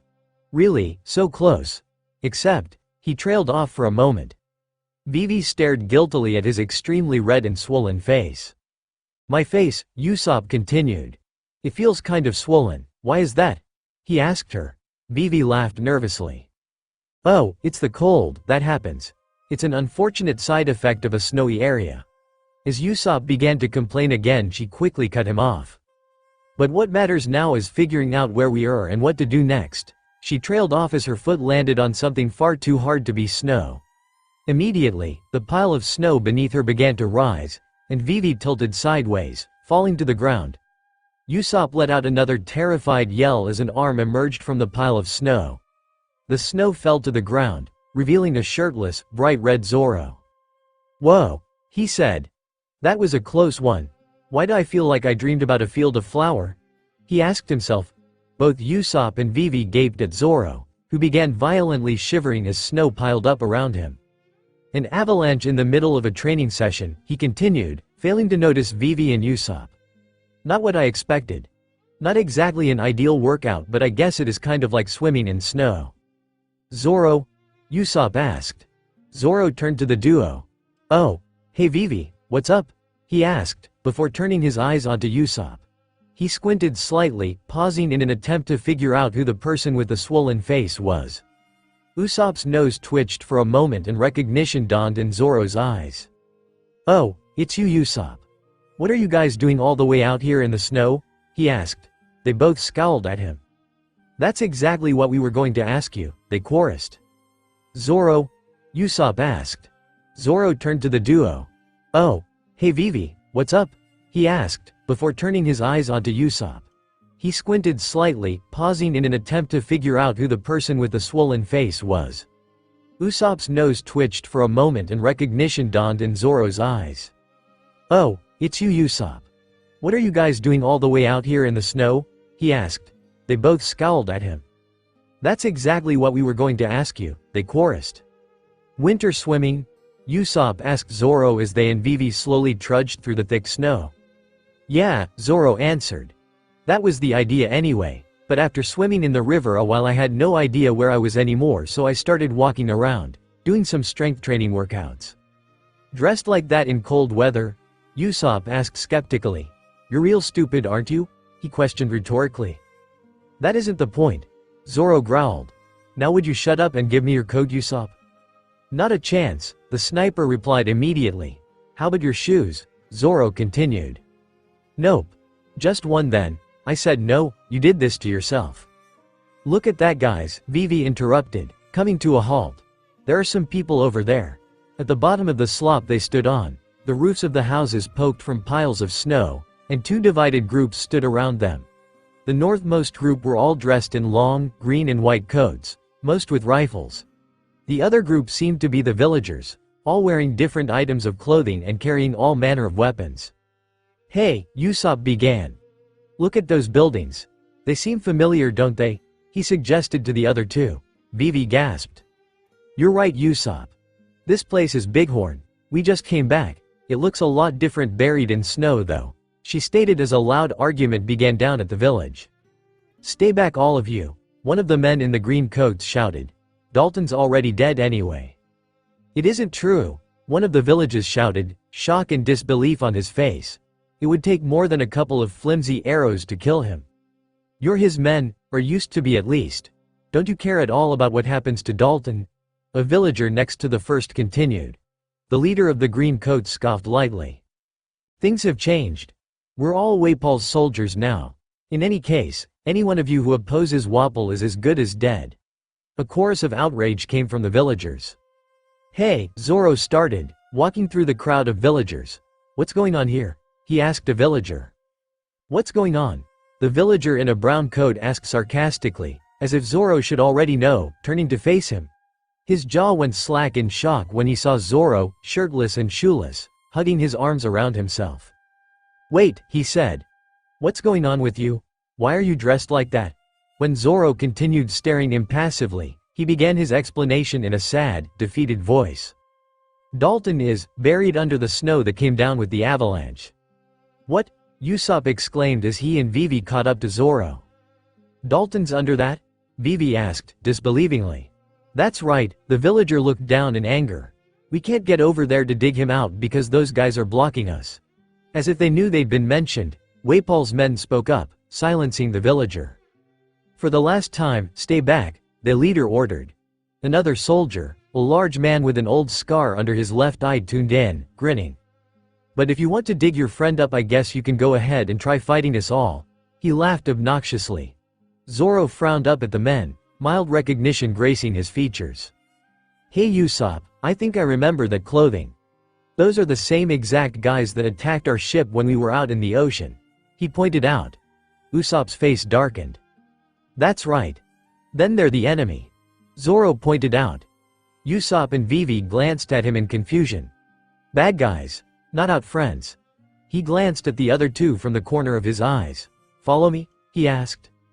Yeah, Usopp said slowly, still uncomprehending. His eyes lit up slightly and he stared at Zoro in mild shock. Wait a second, I know that look. He trailed off as Zoro took off at a run towards the soldier that was still laughing.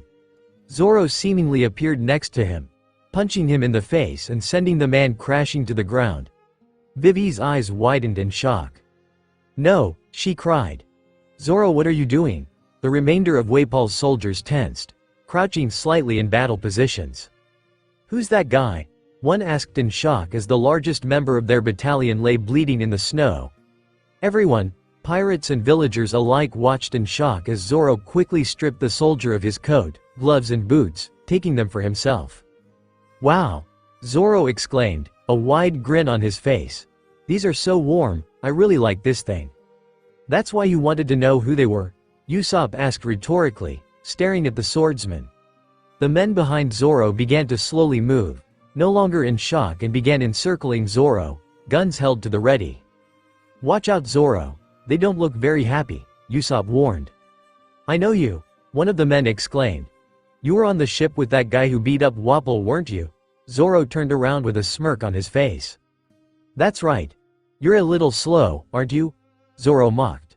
Waypal's men charged angrily, swords drawn. Zoro ran towards the oncoming attackers, dodging his way through the entire group. As the attacking group ceased their charge, ready to turn and face Zoro once again, three men at the back grasped for their swords that were no longer in their sheaths. Looking for something? Zoro asked with a slight laugh. Maybe, these? He asked, turning and facing the men and presenting their stolen swords to them. Zoro grinned darkly as he gripping one of the swords with his teeth, holding the other two vertically, arms spread. Let's get this guy, one of the men shouted, and they resumed their charge towards a now armed Zoro. Before most of the villagers could even blink, Zoro had raced through the crowd of men, smoothly sidestepping and spinning, cutting down each and every man in his path. The last man fell with an agonized grunt, a deep gash over his chest. Zoro smirked around the sword and rested the other two over his shoulders in faux relaxation. What a shame, already over. He taunted once more. Zoro pushed all three swords vertically into the ground, walking back towards Vivi and Usopp. Well, that was disappointing, wasn't it? He asked rhetorically as the villagers stared at him in both shock and fear. Even Vivi stared at him with wide eyes, having never seen Zoro defeat so many enemies so easily. Amazing, she murmured to herself subconsciously. Right, Zoro, that was a good job, just like I told you to do. Yeah? Usopp exclaimed, his own eyes slightly wide. Now we can go look for Dalton, one of the villagers exclaimed before all the villagers ran towards the place Dalton was last seen. The three pirates watched the villagers dig through the snow for a moment before Zoro turned to Usopp. "So, what's going on here? Why are they all so worked up?" he asked. Usopp sighed. "I'll explain it all to you later. For now, let's just give them all a hand," he ordered, running towards the crowd, followed closely by Vivi. Zoro glanced towards the drum Rockies for a moment before following. Midway up the mountain, Cayenne and Luffy struggled to find handholds the higher up the mountain they climbed. Their hands were covered in blood and their fingers ripped to shreds, however both stayed silent and continued to climb further and further up. In a heart-stopping moment, one of Luffy's handholds shattered beneath his fingers. Before he even began to fall, Cayenne's free hand shot out, gripping tightly onto his vest. Cayenne grunted in strain as he lifted Luffy up to another handhold, the movements pulling tightly on the wound on his abdomen. Both looked down for a moment, unable to even see the ground from their current height. "Thanks," Luffy gasped out harshly. Cayenne only nodded with the harsh pants he was letting out. Simultaneously they began to climb again, moving unknowingly in unison. Somehow water continuously trickled over their fingers, and while the water was cold it was certainly a far better option than having to deal with ice and snow. Luffy and Cayenne were both completely silent, making their way slowly up the mountain. An hour passed, maybe more. Neither bothered keeping track of the time, only the distance to their goal. Finally the top of the mountain came into view, the lip covered in snow and ice. "It's there," Luffy exclaimed, as ecstatically as he could with the burning in his limbs, lungs and fingers.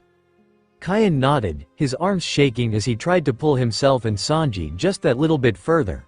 Luffy let out a small cry of relief as he pulled himself over the edge, crawling forward enough that there was no chance of plummeting back down. Cayenne slowly pulled himself next to Luffy, where he collapsed onto his stomach. Sanji sprawled over his back. A spread of red sluggishly appeared below Cayenne and Luffy pulled on his arm. "Come on.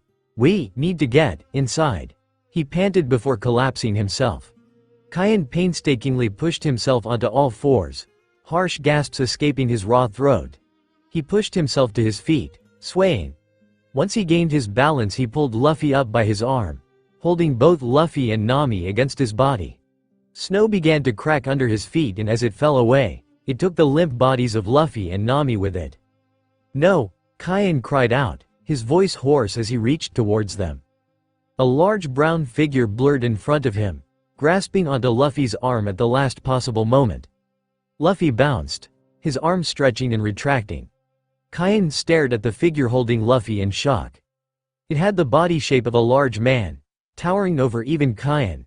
However, it was covered in thick brown fur and wore a pink top hat with a white cross and maroon shorts. It stared at him with black eyes, silently assessing his condition. "What have you got there, Chopper?" a voice called from behind them. Cayenne spun violently, to see an old woman in a tank top with sunglasses on her brow. One of Cayenne's hands fell automatically to his blades. The woman scoffed and rolled her eyes. "Don't you go threatening me, boy. You came here for help, and drawing the knife on me certainly won't give you what you seek," she stated, one eyebrow raised. Cayenne slowly moved his hand away from his belt, turning his eyes to Luffy and Nami. They had been untied and the brown man, Chopper, had one under each arm. The woman walked towards Cayenne, who couldn't help but tense up. She sighed. "Stop it, you fool. If we were going to hurt you, we would have let your friends plummet to their deaths. I just want to take the blonde one of your back. You look bad enough without carrying someone else's weight," she stated, walking around Cayenne. "To be honest, I'm surprised you're still standing," she stated, eyes narrowing at him slightly as she untied Cayenne's scarf and pulled Sanji's left arm over her shoulder. "Whatever," she stated, shrugging. She and Chopper began walking towards the large white castle Cayenne had barely even noticed. It had the stereotypical shape of a house, one of those houses that small children would draw, however was a fair deal larger than any house Cayenne had ever seen. It had a wall surrounding it with towers, battlements and a gatehouse built in. There were more towers higher up the castle, with one final large one on at the right rear. At a closer look, Cayenne could make out tinges of blue or green on the bricks, the white having been a thick covering of snow. Chopper pushed open the large brown gates and waited until Kyan staggered past before he closed them again. Kyan blindly followed the duo, stumbling through hallways and doorway, up and down flights of stairs until they reached a warm room that was obviously the infirmary. Chopper gently lay Nami on the bed in the main room, before both walked into a small side room. Luffy was laid on what seemed to be a cement block with some sheets strapped over it, while Sanji was placed on a green operating table.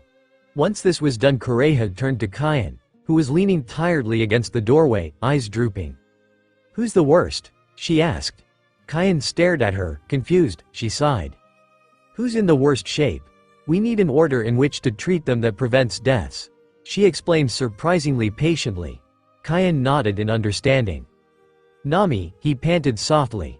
"She's been sick for days. High fever," he elaborated. Kureha nodded to Chopper, who walked past Kyan into the main room. Kureha looked at Kyan expectantly, so he continued. "Sanji got trapped in an avalanche, and Luffy climbed up the mountain. Hypothermia for both. Not sure about Sanji's internal injuries, but Luffy's hands and feet are in bad shape," he explained. Kureha glanced down at Kyan's hand and laughed. "And yours aren't?" she asked. Kyan shrugged. "Still awake, aren't I?" "So it would seem," Kureha responded. She glanced over him once more, before waving him over. "Since you can stand, you can help. I'll bandage you up and you can help me with the boys," she stated, pulling a few items from a cupboard behind her. When Kyan reached her, she pushed him down, until he sat on a stool in front of her. "Strip," she ordered.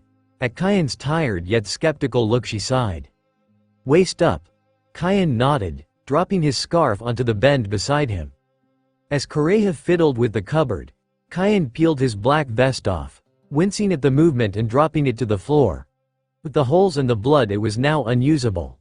He slowly pulled the tunic over his head, clenching his teeth as it peeled from his wound, ripping off the small amount of scabbing that had formed. Kureha turned back to face him and whistled. Just above his left hip bone was a large jagged hole, small pieces of wood still in the wound. "Good work on that one," she stated, bringing a tray full of items over to him. Her eyes fell on the scarf for a moment and she paused. "Something the matter?" Kyan asked, eyes narrowing. She shook her head with a smile. "Nothing to concern yourself with yet," she answered rather cryptically, pouring disinfectant onto a small cloth and cleaning the edges of Kyan's wound. He hissed softly in surprise, remaining silent for the rest of the procedure, even as she pulled bits of wood out and finally sewed him up. She turned her attention onto his arms after she had wrapped his waist in bandages. Most were small enough that simple bandaging would suffice, but some required a small amount of stitching. Finally, she tossed him a large black button-up shirt that hung open and loose on his frame. His hands and fingers were completely wrapped, the bandages only stopping midway up his forearms. Kureha sighed, tossing bloodied clothes to the side, before wheeling the tray over to Luffy. Kyan slowly climbed to his feet, walking to stand beside Luffy. Kureha pointed at Luffy's arms and feet. "Do the same to him that I just did for your arms, okay?" she asked, already walking over to Sanji. Kyan nodded, pouring disinfectant onto a cloth to clean Luffy's arms. Before long, Luffy and Sanji had been cleaned up and were sleeping soundly, and Chopper was working hard at determining Nami's illness, a cold pack resting on her forehead as he worked. Kyan and Kureha sat beside a fire, both sipping on hot tea. Kyan's scarf was once again around his neck, and the honey in the tea was soothing his throat. There was silence for a while. It was companionable, but wasn't awkward either, until it was broken. "I know who you are," Kureha stated suddenly. Kyan glanced over to her without moving his head. Kureha was staring at him in turn, head tilted slightly. "I've heard stories of you. Tales of the man whose strength overpowers even the sea," she says softly, eyes locked onto him. Kyan stared right back at her. "Stories, tales, rumors, myths, legends. They're exactly what their name suggests," he retorts quietly, but with a ferocity that suggests discontinuing the conversation. Kureha pressed such recommendations, and ignoring them. "All rumors have truth in them, and from what I know, that particular story is the truest of them all," she continued. Kyan remained silent, eyes turning towards the fire. "I know of a few other rumors, ones that I find particularly interesting," she said, ignoring when Kyan's hands clenched onto arms of the chair. This man, who has control over the sea, has a power that can change the tide of wars, a power that can destroy and rebuild empires. Kureha glanced at Kyan's face as she persisted. His greatest strength is also his most debilitating weakness. The price of his power is sharp but its benefits great, and also, she paused, deadly to all those around him. Kyan's chair creaked ominously as his fingers clenched tighter. He took a few deep breaths and slowly relaxed. However, I see you have enough control that it is not as large a danger as the tales would suggest, she finished. Kyan turned his eyes onto her, the usually light gray dark with swirling, containing fury. She laughed slightly. I heard that your rage was your greatest fault. Many think you the epitome of calm, but we know the truth, don't we? She asked, smirking slightly as she climbed to her feet. After a moment she turned and walked over to one of the shelves, leaving Kyan staring contemplatively into the fire. However, I see you have enough control that it is not as large a danger as the tales would suggest, she finished. Kyan turned his eyes onto her, the usually light gray dark with swirling, containing fury. She laughed slightly. I heard that your rage was your greatest fault. Many think you the epitome of calm, but we know the truth, don't we? She asked, smirking slightly as she climbed to her feet. After a moment she turned and walked over to one of the shelves, leaving Kyan staring contemplatively into the fire. Dr. Rin, the antibodies seem to be responding. Chopper's high-pitched voice rang through the castle. Yes, as I suspected they would. The treatment worked, but what was the cause of illness? She asked, testing Chopper. Kestia. Chopper answered immediately. Kureha pulled an old pot from one of the many shelves in the room, smiling at Chopper. Kestia, that's correct. Now you go on and attend the girl, alright? Yes. Chopper responded, moving around the room in his reindeer stature. When Chopper had shrunk to his normal size, Kyan had been unable to keep himself from staring. A small reindeer, walking upright, wearing shorts and a pink hat through which his antlers poked through that used to look like a hairy man. Of course he stared. This of course resulted in Chopper promptly fleeing the room and Kureha hitting him over the head with an old book. He doesn't like being stared at, she'd explained dryly, handing the book to Kyan. After watching him stare blankly into the fire for over an hour, Kureha had finally given in and grabbed a handful of books for him to read, the pile where she had gained her weapon. Chopper now feely walked around the room, only occasionally glancing at Kyan to make sure the man wasn't staring at him. He currently carried a straw basket filled with herbs, leaves and some berries, walking to a table across from Nami's bed. Unknown to Chopper, Nami's eyes were slowly opening and she looked around blearily. Her eyes immediately fell upon Chopper, the grating sound of him crushing herbs drawing her attention. It took some time for Nami to fully focus on Chopper, sick as she was, and when he turned towards her, she sat up slowly. Hello, she greeted softly. Chopper jerked violently, jumping back into a bookcase, resulting in numerous books falling from their precarious perches. He and Nami stared at each other for a few moments, Nami looking more and more confused as time passed until Chopper ran to the doorway, peeking back at Nami with wide eyes, his body in the doorway. I think you've got it backwards, Nami said gently. The hiding thing, I mean. She explained. Chopper's eyes widened even further and he twisted his body until only his head and eyes could be seen. Well, that is better, Nami confirmed. But it's a little late at this point, and I can still see you. Chopper's face scrunched slightly in irritation. Shut up, lady, he shouted. Nami jerked slightly in surprise. And can you tell me how your fever's doing? He mumbled as an afterthought. Nami stared with wide eyes. It's talking, she yelled. Chopper's eyes widened in shock, stumbling back until he crashed into various ill-placed items. Nami flinched with every continuing clatter until it went silent and she attempted to peer around the corner. Nami's eyes widened when another voice joined in. Keep it down, Chopper, Kureha yelled as she stormed through the doorway, a bottle of alcohol in her hand. Your fever seems to have gone down a little bit, that's good, she said to Nami. You happy? She asked, poking Nami in the forehead, before taking a long drink. Who are you? Nami asked. Yes, it's gone down several degrees, should be alright. I'm the only doctor around here, she stated, finally answering Nami's question.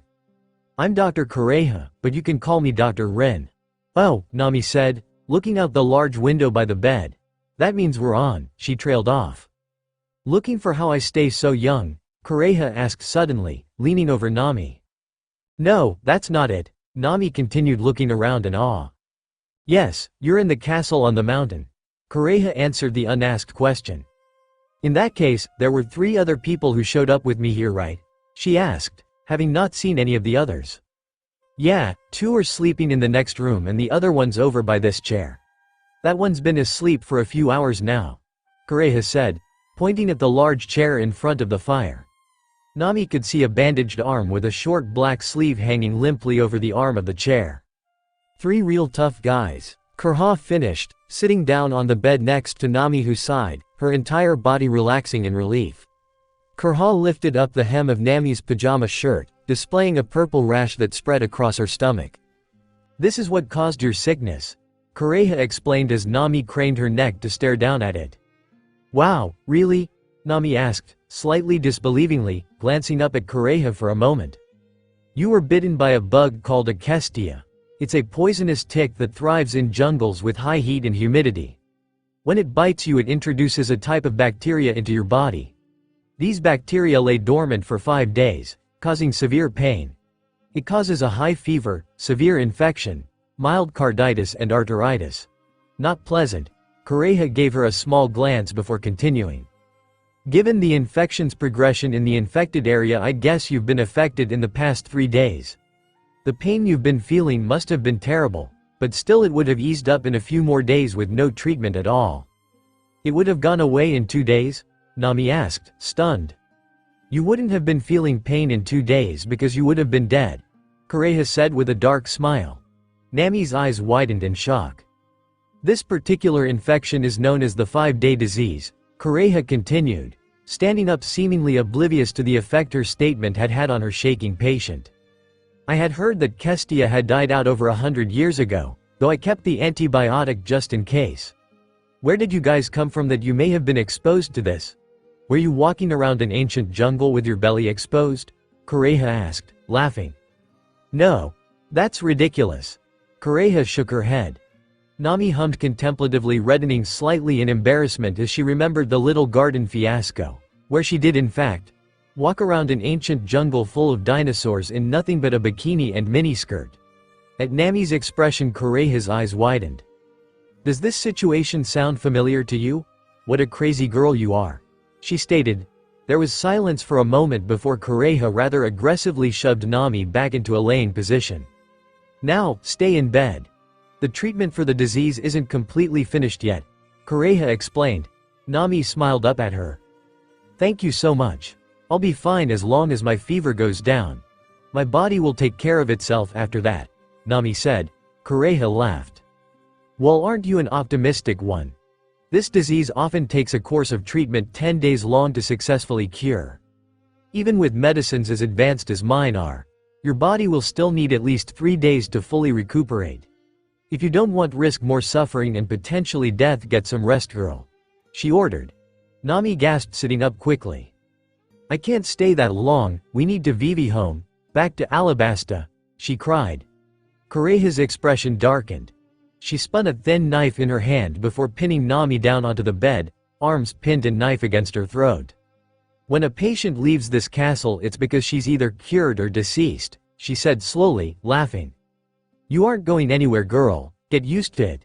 As the last word left Kureha's mouth, she heard a faint whistling before a small, extremely sharp dagger flew past her head, embedding solidly in the headboard with a dull thud. Kureha stared as slivers of her hair that had been cut slowly fell to the bed. Both she and Nami glanced behind her in surprise to see Kyan leaning over the arm of his chair loosely by his fingers. Kyan! Nami cried in joy, grinning at him. Kyan stared at Kureha. You remember that temper of mine we were talking about earlier? He asked. Kureha nodded, leaning back off the bed. Nami looked between the two in confusion. It generally comes out when my crew are being threatened. Especially when pointy things are involved. He elaborated slowly, spinning the knife threateningly in his fingers. Kureha laughed. Well, wouldn't want to put you in a bad mood, would we? She asked, smiling. Kyan returned her smile with his own darker one. No, you wouldn't. Nami glanced between the two with utter confusion, having decided to keep out of their not particularly amiable conversation. In the other room, Chopper was cleaning up the bloodied clothes and bandages that had been used on all three male pirates, their bandages having been changed an hour ago. Behind and to the side of him, Luffy and Sanji slept on deeply, Luffy's snores becoming a constant sound. Chopper slowly walked over to Luffy, remembering his state after climbing the mountain. After Kaien has finally fallen into a restless sleep, Chopper and Dr. Kureha had changed the bandages on the sleeping pirates. Luffy had woken for a moment, grabbing tightly onto Kureha's arm, eyes wide yet still half asleep. "How are they?" he had asked, breathing heavy. Kureha had glanced at him for a moment. "The blonde one has 6 broken ribs, serious internal bleeding and a spinal fissure. The girl has a serious infection, though it's stable. Your borderline frostbite with numerous cuts. The other one, the brunette, has cuts on his hands and a hole in his side," she'd explained even as she bandaged his left arm. Chopper had watched in shock as Luffy stared at Kureha, eyes hard for a moment. "They're my friends," he'd stated simply before falling unconscious again. Chopper had been relatively stunned by the earnestness and the insinuations that simple statement made. "I care about them. Save them. Help them or else." He gazed down at Luffy for a moment, not realizing that Luffy had ceased his snoring. "Hungry," Luffy murmured, eyes sliding open slowly. He turned his head to the side and his glassy eyes fell on Chopper. "Need meat," he moaned. Chopper's eyes widened and he stumbled back into Sanji's bed, knocking a metal tray full of scissors and tweezers on the side to the ground. Sanji stirred, mumbling slightly. "Venison stew should be simmered in a large pot for 3 hours until all the meat becomes tender." A small smile spread on his bruised face and Chopper started shaking. To his left, Luffy sits up, eyes fixated on the reindeer and drool falling on his mouth. While he's distracted, Sanji grabbed his arm, slowly sitting up as well. Chopper jerked his arm from Sanji's grip and screamed. "Somebody help me," he screeched. Seconds later, Chopper ran out of the room, both Sanji and Luffy wrapped tightly around him. In the armchair, Kaien jerked violently, his body attempting to habitually react to the situation by jumping up. Unfortunately, Kaien was still essentially asleep, injured and exhausted, and his body wasn't doing quite what it was told. As a result, he tumbled to the ground after a surprisingly graceful flip over the arm of the chair, landing on his back with a loud exhalation of air. He was then literally run over by the small reindeer and pirates. One of Chopper's hooves perfectly hit his wound and he crumpled into a ball, breath knocked out of his lungs from the pain. Ignoring the fallen Kaien, the other 2 pirates focused solely on their rather misguided attempts to eat Chopper. Luffy even going so far as attempting to bite him, to which Sanji promptly suggested cooking Chopper.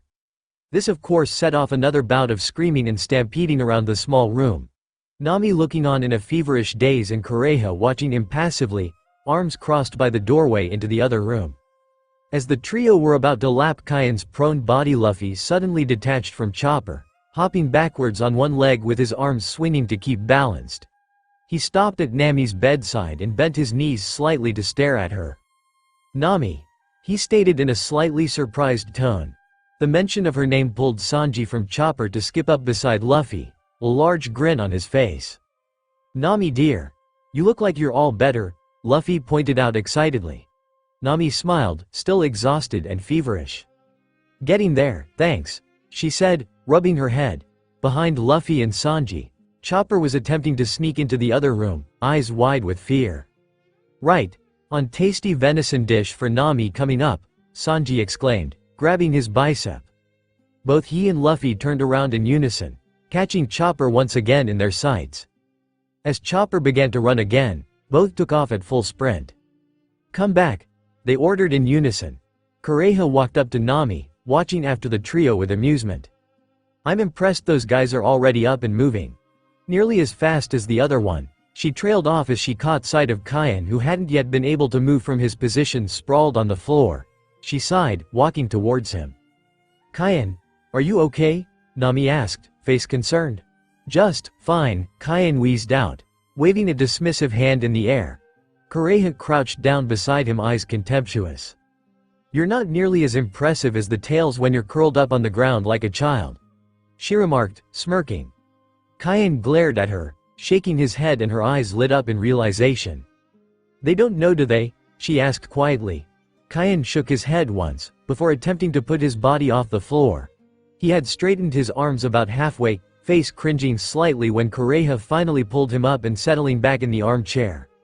When he obviously ignored her, staring into the fire, she returned over by Nami, who watched Kyan for a few more moments, concerned. Finally she turned back to Kureha and the increasing loud commotion occurring from the other room. So, can you tell me about the talking deer? She asked. Figured you would ask about him, Kureha replied. His name is Chopper. He's just a reindeer with a blue nose, that's all. But, Nami began, confused. Normal reindeers don't talk. If he's different from ordinary reindeers in some way, Kureha began.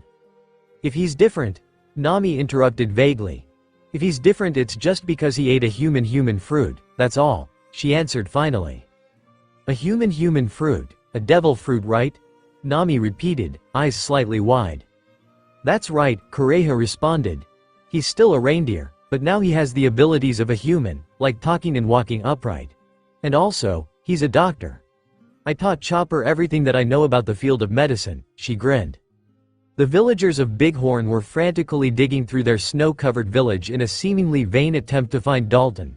All those participating in the search were calling out something, in an attempt to reach Dalton, keep themselves hopeful, or call out unnecessary orders to dig faster. Vivi and Usopp had both joined in on the search, each in their own way begging Dalton not to die. In the midst of this commotion, Zoro stood, arms crossed and looking around apathetically. So, who's Dalton?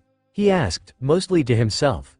Usopp leapt from the small hole he had been digging with his hands and glared at Zoro. Don't just stand there, do something, Zoro, he shouted. Everyone froze simultaneously as a snow bear walked past, each of them bowing in turn. When it had left, Usopp once again turned his attention onto Zoro. As I was saying, get a shovel. Help us find Dalton, he ordered briskly before jumping back into his hole. Zoro ignored Usopp, staring after the large gray bear. What was that thing? He asked again, once again ignored. His train of thought was broken when a cry went out from one of the men. Everyone, we found Dalton over here, he called. The group of diggers immediately left their own holes and ran to Dalton. Zoro stood, motionless and glaring as Vivi and Usopp ran past him, asked, frustrated. One villager was crouched above Dalton's head, hands on the broad chest that had been shot with 4 huge wooden arrows. This is horrible, he choked out. I can't feel a heartbeat. Luffy slammed his hands down on the small round table in the main room of the infirmary, a dozen empty plates clanging from the violent movement.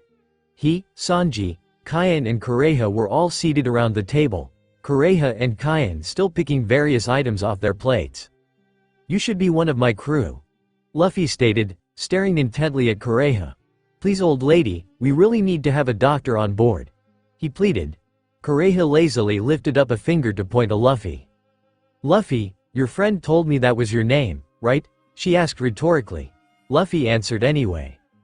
Yeah, and did you just call me old lady? She continued. Yeah, right. Luffy confirmed.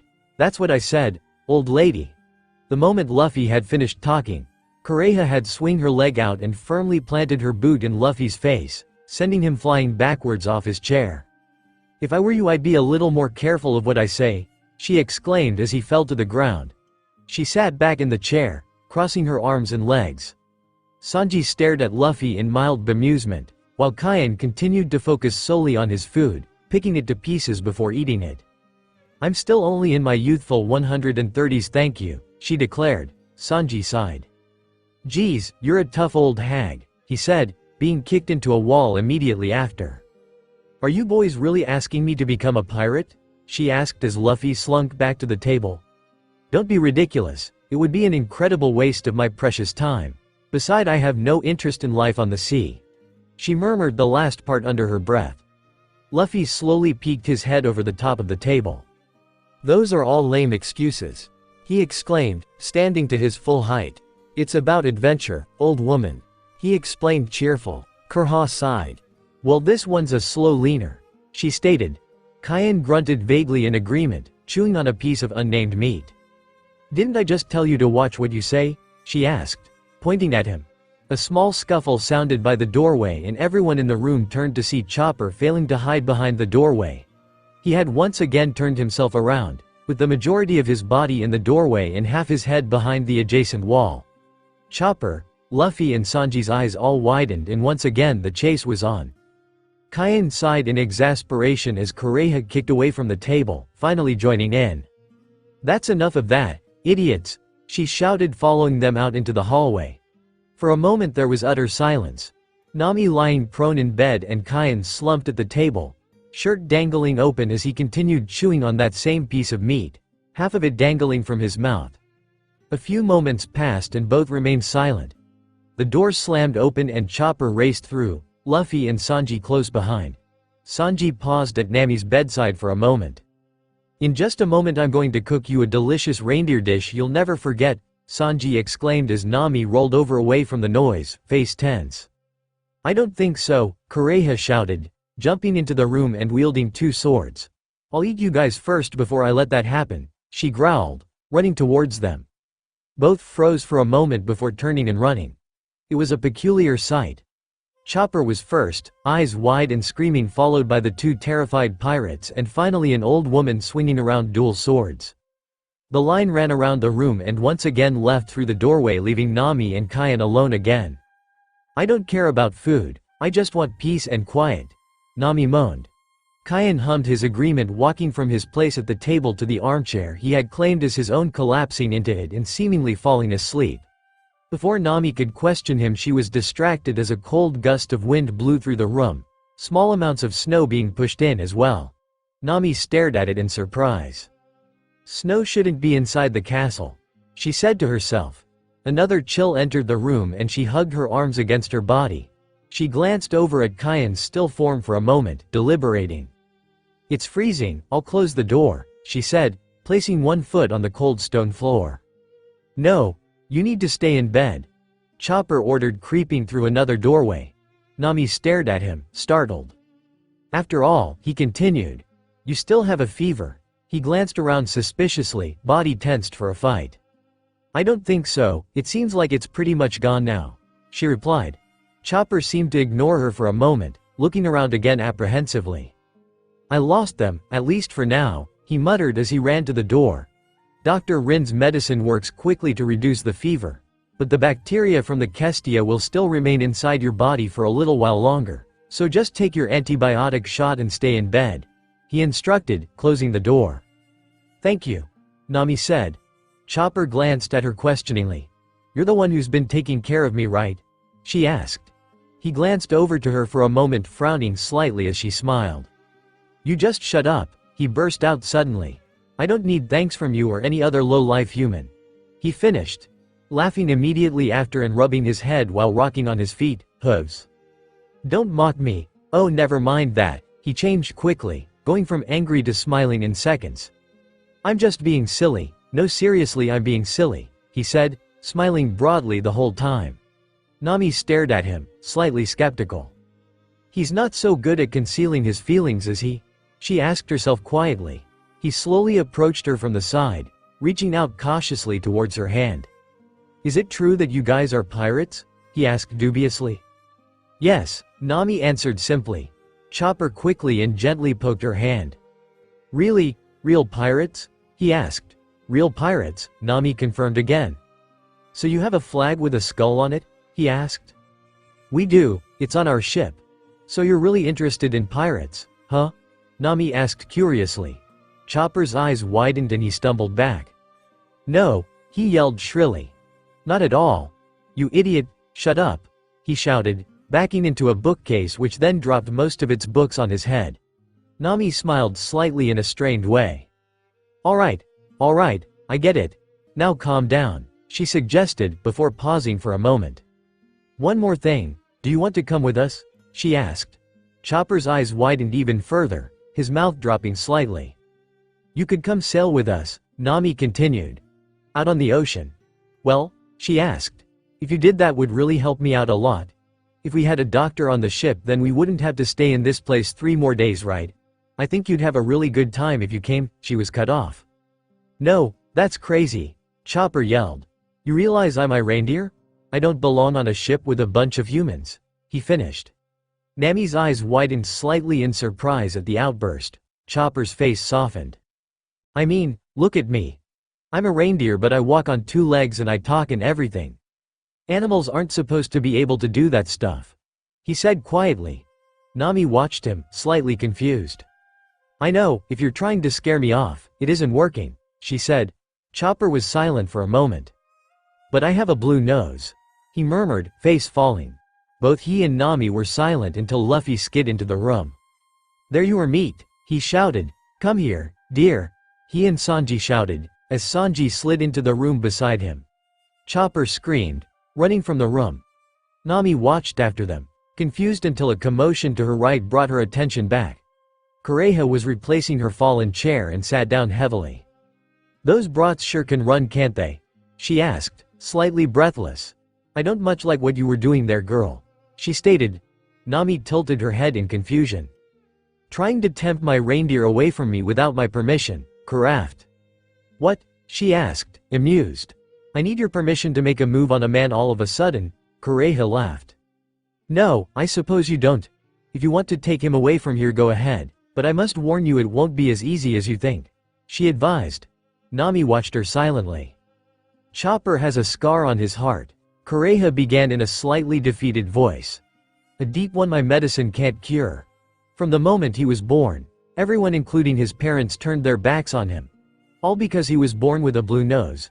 He was forced to walk at the back of the group, separated from the rest of the reindeer, even though he was just a helpless newborn. Then one day, he ate a devil fruit and became even more of an outcast than he had been before. The other reindeer pressured him to leave the herd. The blue nose already made him different, but the fruit made him completely different from the other reindeer. Still, he was lonely and wanted friends. So he went down to a village, walking on 2 legs as humans do. But even walking on 2 legs, he didn't look like other humans, and for some reason his nose was still blue as well. They attacked him. He didn't know what was wrong, or why they reacted to his appearance with so much fear and anger. He'd gone to the village seeking friends, but they called him a monster and drove him away. He was no longer a reindeer, but he wasn't a human either. He was something in between, and so he lived alone after that, caught between 2 worlds that wouldn't accept him. Now that you've heard his story, do you think you can heal the scar on his heart? Kureha asked, gazing out the doorway. Down the hall on the bottom-most floor of the castle, Luffy and Sanji stood by the main staircase. Hey Luffy, do you see that door by the front entrance? It's wide open, Sanji exclaimed. No wonder it's so cold in here, Luffy grumbled. Anyway, let's close it. With it open like that, there's no difference between out there and in here, Sanji suggested. They began walking towards the large door in front of them, arms wrapped tightly around themselves. Hey, stop it, Chopper shouted. Don't touch that door. Get away, he ordered. The 2 pirates stared at him for a moment. Never mind him, Sanji said. Let's close it or we're going to freeze to death. He and Luffy turned back towards the door. Stop, Chopper repeated. Didn't you guys hear what I said? He asked furiously. Get back, he cried as he grew to his larger, human form. Luffy jerked back as a piece of railing that had been torn from the walkway during the transformation fell towards him. What the hell is with this guy? What is he so angry about? He shouted. Chopper glared at him. Hey, Sanji called. Come over here, he said to Luffy. Luffy poked his head around the corner to see Sanji. Huh? He questioned, walking up to the cook. Look up there, Sanji said, pointing at the top of the door. Luffy gasped in surprise as he looked up. A small nest of tiny white birds was precariously perched on the top of the door. It's a bunch of baby snowbirds, Sanji said, grinning. That must be why they keep the door open. If we closed the door they would fall. Both stared at the birds for a bit longer, smiling before they grabbed their arms again, shivering. It's freezing, they exclaimed, running back to the middle of the room. They vaguely noticed that Chopper was gone as they ran. Hold up a sec, Luffy said as Sanji ran past him. Yeah? Sanji asked, somehow coming up behind Luffy, who screamed in surprise, before leaning close to Sanji. That weird reindeer guy, wasn't he speaking earlier? Luffy asked. Now that you mention it, I remember him walking on 2 legs too, Sanji pointed out. He's a monster. They both cried out. Unbeknownst to them, Chopper was still well within hearing distance and froze when he heard them, head drooping. Okay, Luffy said. Let's get this straight. He walks upright and talks. But not human, Sanji continued. Has fur, he's little. And becomes big. Luffy finished. Clearly a monster. They both cried again. Behind them in the hall, neither were able to see Chopper pause in his walking once more, rub a slowly falling tear from his face and run from the area out of earshot. Luffy and Sanji were silent for a moment before Luffy grinned.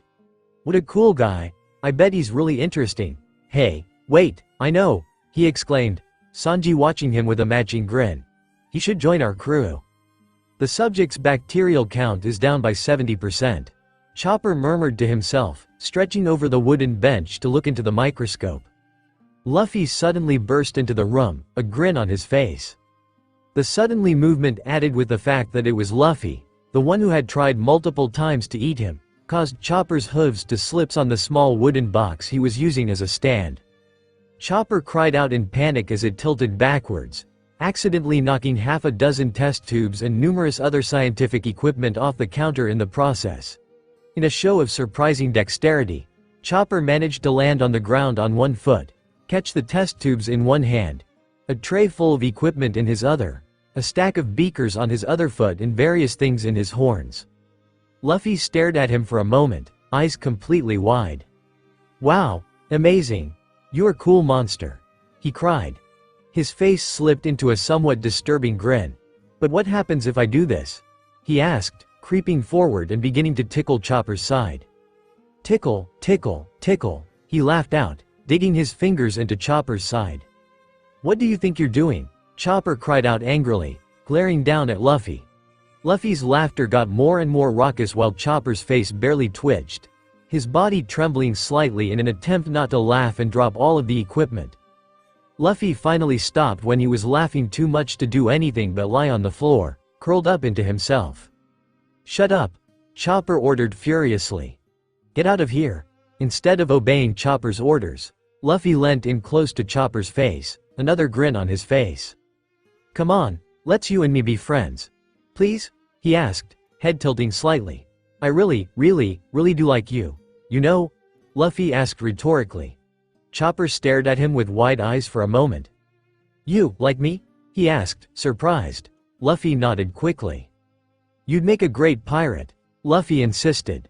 Chopper quickly placed all the equipment back on the bench before stepping backwards away from Luffy, a frown crossing his features. Did you slip and hit your head on the ice or something? I don't want to be a pirate or your friend, see? Chopper retorted, somewhat angrily. Look, little guy, you've got to say you'll be my friend. The crew will love you.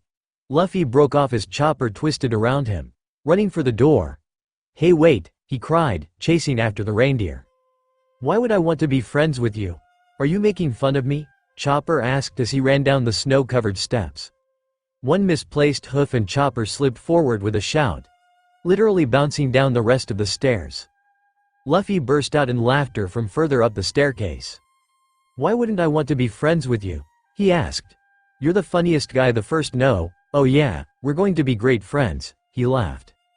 On the other side of the castle, Sanji strode into the main room, a tray of various foods held carefully in his hands. He walked over to where Nami sat up against her headboard, smiling. I prepared this extra nutritious and fortifying meal just for you, so we can get a healthy smile back on that beautiful face of yours. Sanji explained, placed the tray on Nami's lap carefully. I never knew you felt that way about me, Sanji. Kyan called from his armchair by the fire. Sanji's head snapped towards Kyan's direction as Nami burst out in laughter. I was talking to Nami, you idiot, Sanji barked. Nami's chuckled finally trailed off and she smiled back up at the infuriated cook. Thank you, Sanji. She cooed gently, watching his attention turn from Kyan back to Nami, a goofy grin crossing his face. Of course, my love, though you're as heartbreakingly gorgeous as ever in spite of your painful ordeal, he affirmed, smiling. Hey, you, Kureha called from the doorway Sanji had just entered from. I don't recall you asking permission to use my kitchen. She grouched. Sanji turned to Kureha, smile still fixed on his face. Madam, I made a dish for you as well. It's supposed to make you look years, before he could even finish the sentence. Kureha lashed out with a leg, sending Sanji flying over Nami's bed, accidentally taking the tray of food as he went. I'm not a madam, Kureha stated, walking towards Nami's bed and the collapsed Sanji. I'm a swinging single still in the prime of youth, and don't forget it, she ordered. Nami grinned up at her. Not a day over 139, right? She asked. Before Kureha could respond, a frantic cry entered the room from the hallway beyond. Dr. Rin, save me from this lunatic. Chopper's voice came seconds before the small reindeer himself entered, Luffy close on his heels. Chopper jumped behind Kureha, hiding behind her legs while Luffy waited excitedly. Nami stared at them in confusion. What are you doing? She asked. Luffy, she called. This guy's going to join us and be our friend, Luffy responded, chasing Chopper around Kureha's legs. Nami's face lit up with a grin. Really? She asked hopefully. Great, I didn't say I was going to do that, Chopper attempted. Luffy jumped out in front of him again. Sure you did. Did. Be quiet both of you, Kureha ordered, as Luffy chased Chopper out of the room once again. Friend, huh? If only he knew what friend means to someone who's been through what Chopper has, Kureha muttered, sighing, poor guy. Throughout the chase, Sanji had finally climbed to his feet, and was standing behind Nami, leaning slightly on her headboard. Both were staring at Kureha, seemingly waiting patiently for a continuation. Even Kaien had leant to the side of his armchair to hear better even as he continued to stare into the flames. When Chopper was out there, on his own, there was only one human that he ever really opened up to. That man's name was Dr. Hirulik. He was a crazy quack but he named Chopper, called him his son. She explained gazing past Kaien into the fire. Kureha sat down in a nearby chair, procuring a bottle of alcohol from seemingly nowhere. The good times passed in the twinkling of an eye, and then, she paused to take a long swig of the bottle. It finally came time to say farewell, as it always does in the end. Luffy chased Chopper into what seemed to be a storeroom, looking around for the reindeer with a grin on his face. His eyes and grin widened when his eyes fixed onto something at the back of the room. Booty! He shouted gleefully as he ran over to plates of fruit. Chopper peered out from behind some boxes, staring at Luffy doubtfully as Luffy choked on the actual plate that the fruit had been on. Pirates are dashing, swashbucklers of the sea, with great strength, and the eyesight of eagles. Their voices echo like rolling thunder. Chopper remembered what Dr. Hirulik described pirates as being. Luffy didn't act like that at all. Luffy didn't act like anyone he'd ever met or seen. Are you, really a pirate? Chopper asked quietly. Luffy turned his head slightly to watch Chopper. Well, yeah, he said through a mouthful of apples. Of course I am. It's like I've been saying all along. We do all kinds of fun stuff like fishing and singing. Luffy exclaimed. Chopper stepped out further towards Luffy. Pirates sing? Chopper asked in confusion. Luffy turned around completely towards Chopper, grinning. Sure we do, and sometimes we dance too. You call that being a pirate? Chopper asked doubtfully. Of course. We go on adventures. He trailed off slightly when Chopper stepped even closer, eyes bright. You really do? You really go on adventures? He asked. Yeah, you bet we do. Pirates risk their lives to go on adventures, and you meet the most amazing people, Luffy cried, bouncing on his heels. Really? Like who? Chopper asked excitedly. Hirulik had told him that the most amazing people sailed the seas as pirates. Well, Luffy began. I met Zoro first when he was being held captive for standing up against a marine captain. You haven't met Zoro yet. He's got green hair and it's going to be the strongest swordsman in the world. Luffy EXCLN hair? Chopper asked, eyes wide. Luffy nodded before continuing. Then I met Nami when she was a thief for the most powerful pirates in the East Blue. She's going to make a map of the whole world. A thief? Chopper asked, eyes wide. Yup. She's really good at it too. Then we met Usopp. You haven't met him yet either. He's got a really long nose and he's great at lying and fixing things. He's going to be the bravest warrior of the sea. Great at lying? Chopper asked doubtfully. Is that a good thing? It saves our lives sometimes. Then we met Vivi. She's a princess and we're taking her back to her land so she can save them. At this one, Chopper's eyes widened even further than before. "You got a princess on your crew? Pirates rescue princesses?" he asked, babbling.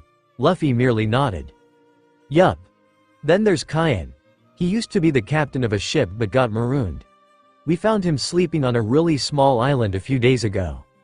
"Wait, so Cayenne's only been part of your crew for a few days?" Chopper asked in confusion. "Yeah, we add new members all the time. Which is why it'll be cool for you to join in too." Luffy grinned, crouching down in front of Chopper. Chopper gazed at Luffy vacantly, remembering Hirulik. "It's great to be a pirate. Chopper, someday you've got to go out to sea.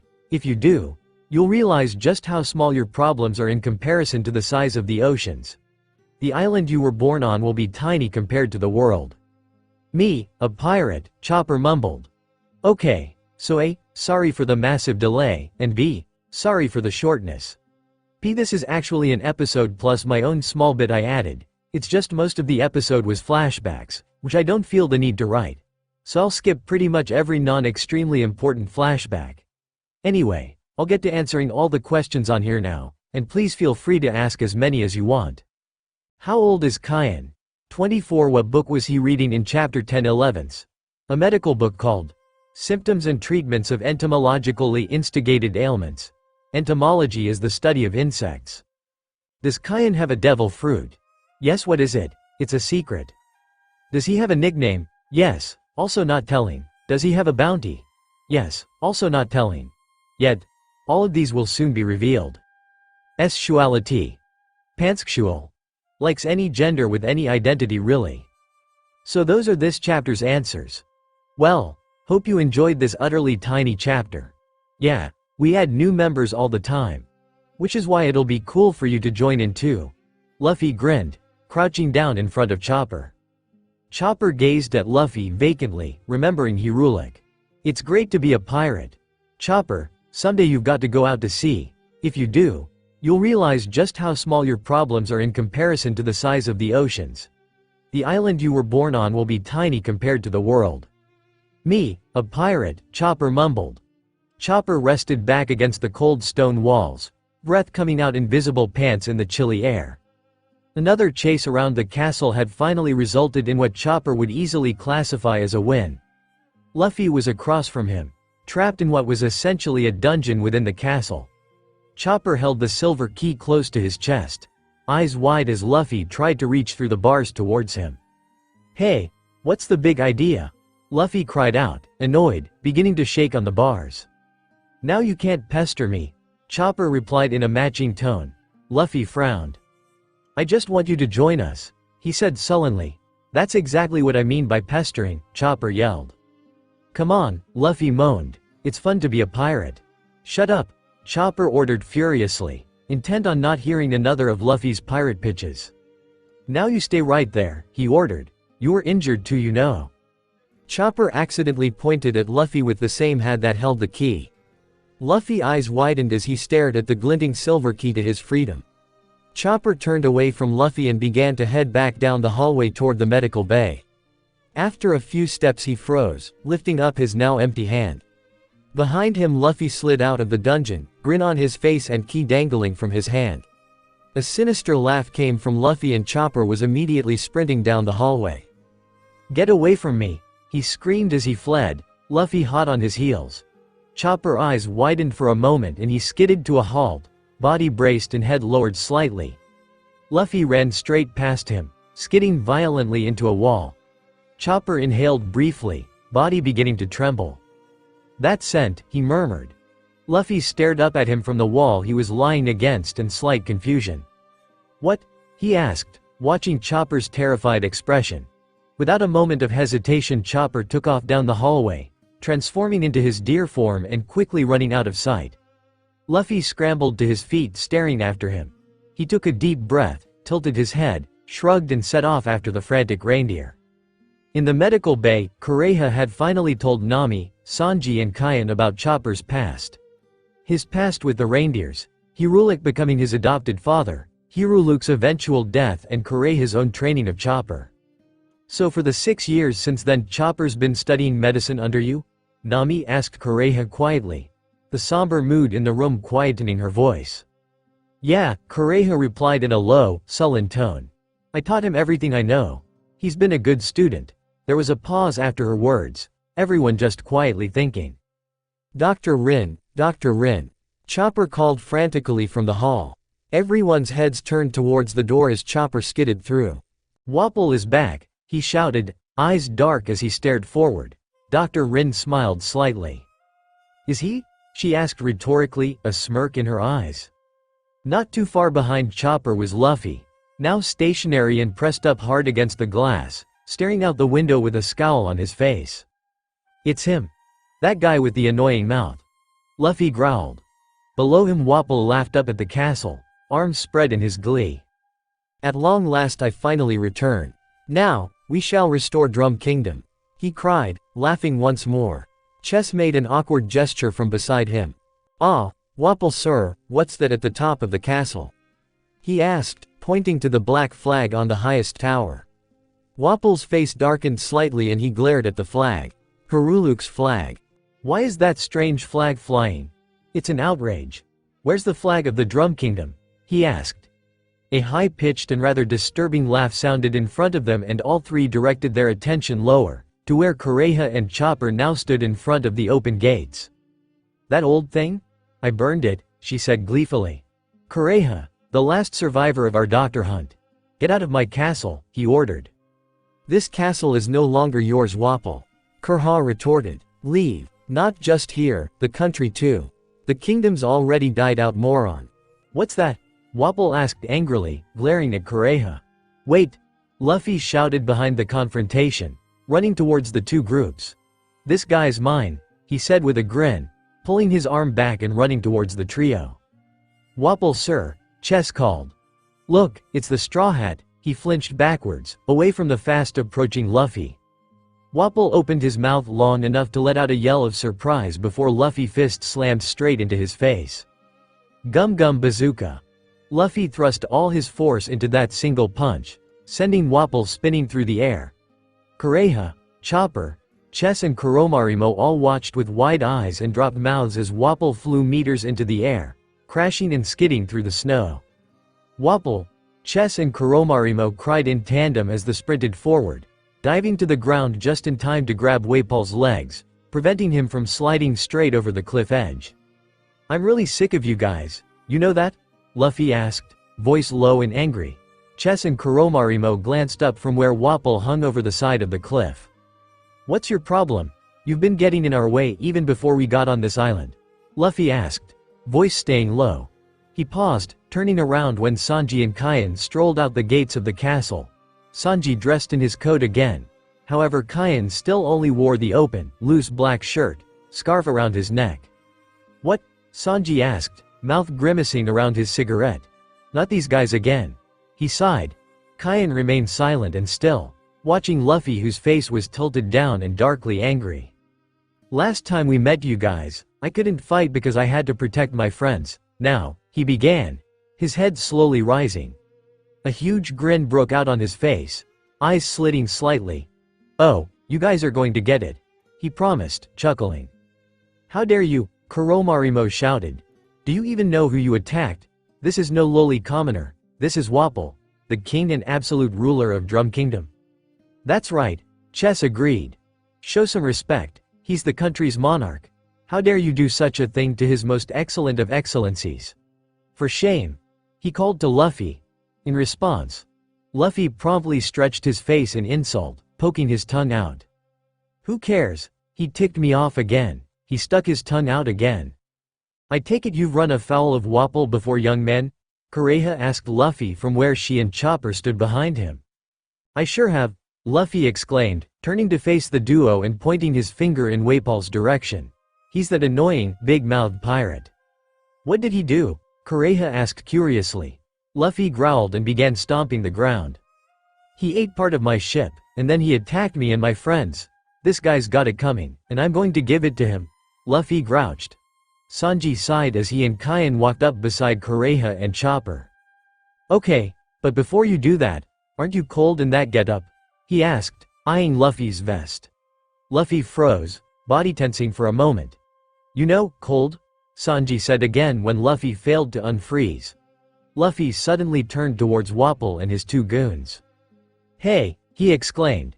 "Did he say he was a king? I thought he was a pirate," Luffy yelled, eyes wide. Kaien and Kureha sighed. "It took you long enough," Sanji growled at him. "Ha," Kuromarimo chuckled. "So you're disrespectful and have wax in your ears." "Yeah, Wapol is the king of Drum Kingdom, Straw Hat. When he met you before he was temporarily a pirate for his own reasons, but no longer. King Wapol's pirate days are now behind him," Chess continued. "Acclaim both his castle and his kingdom," he finished. "It's really freezing out here," Luffy complained in front of them, Kaien and Sanji on either side of him. "It is?" Kaien asked in a somewhat bemused tone. "You two really are utter idiots," Sanji growled in frustration. "Yeah, it's 50 below zero," Chopper added.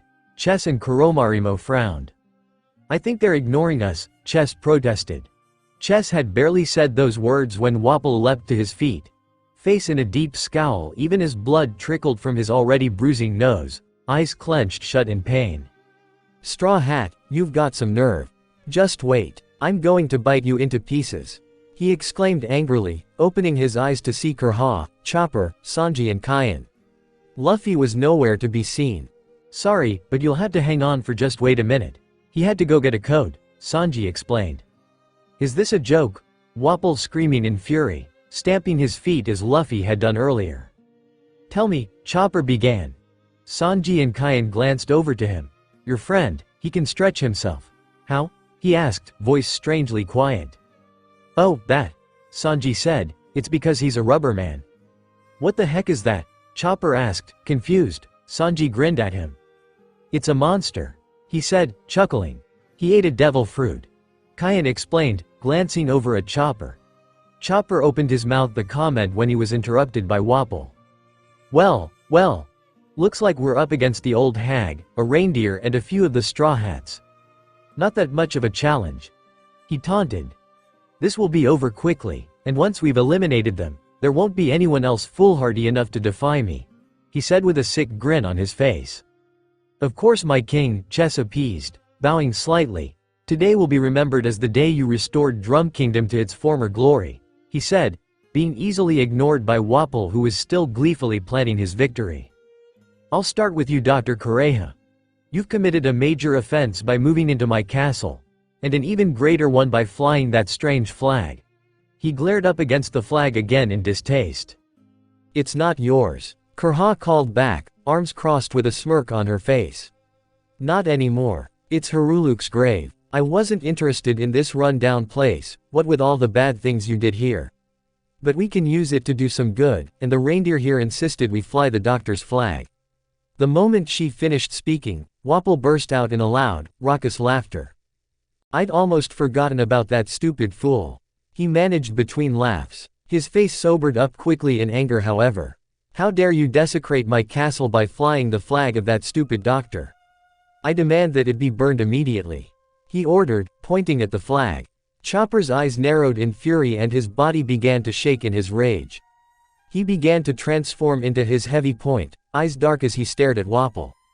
"I'll never let you touch that flag and I'll never let you get inside this castle. Never." He almost growled out the last word. Wapol and his men's eyes widened in surprise at Chopper's now familiar appearance. "Look sir, it's that doctor's monster. The one Dalton stopped," Kuromarimo recalled, staring at Chopper. "That flag there," Chopper continued, ignoring the others. "It's a symbol of his faith. I won't let you take it down. Not now, not ever," he shouted angrily. Wapol merely laughed. "We're going to take it and all of you down, and we're going into the castle.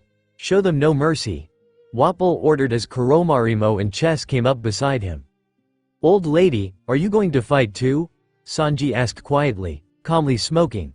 Kureha's eyes darkened as she slowly turned to Sanji. "Old lady?" she asked. One quick hit had yet another lump forming on the top of Sanji's head. "If they're more than you can handle, Junior, I'll step in," she acquiesced. "Appreciate that," Sanji said in a strained voice, holding his head.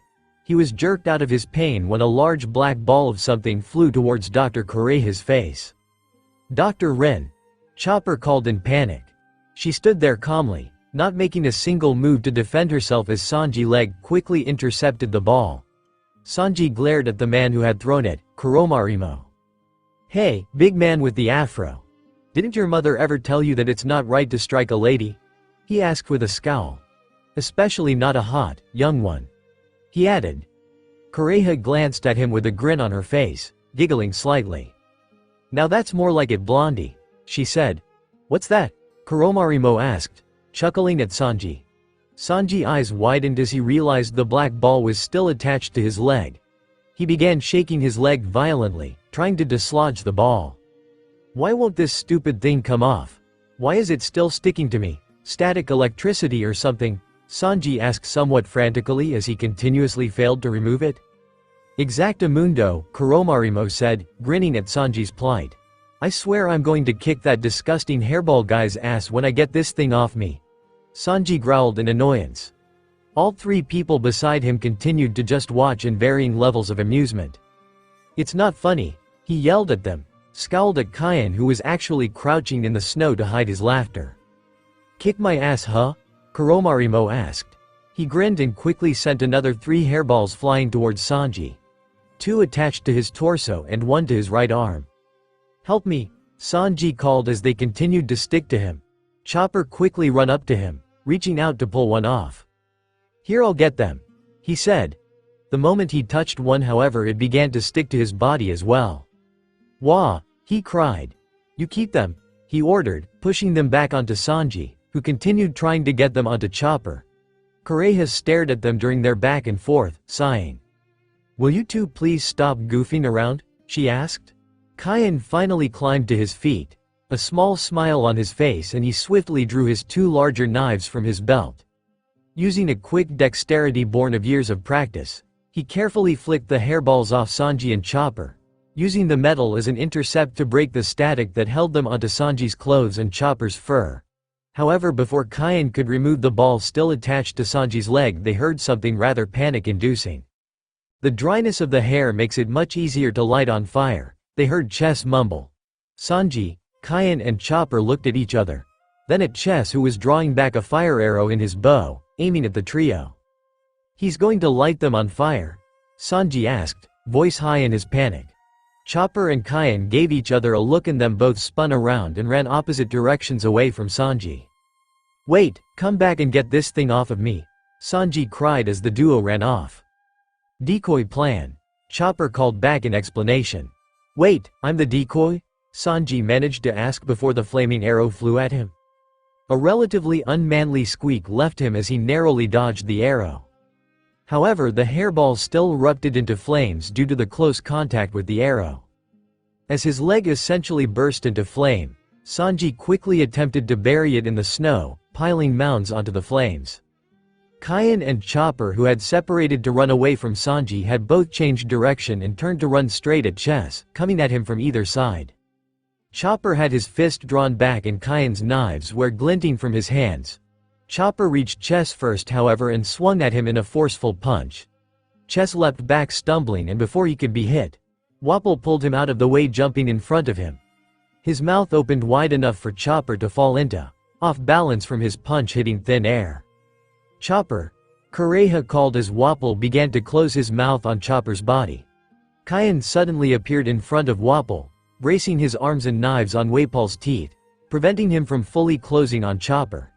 His left arm lay horizontal on Wapol's bottom teeth, flat of his knife preventing the teeth from cutting his arm. His right elbow was braced on his left, using the knife to brace against the top of Wapol's mouth.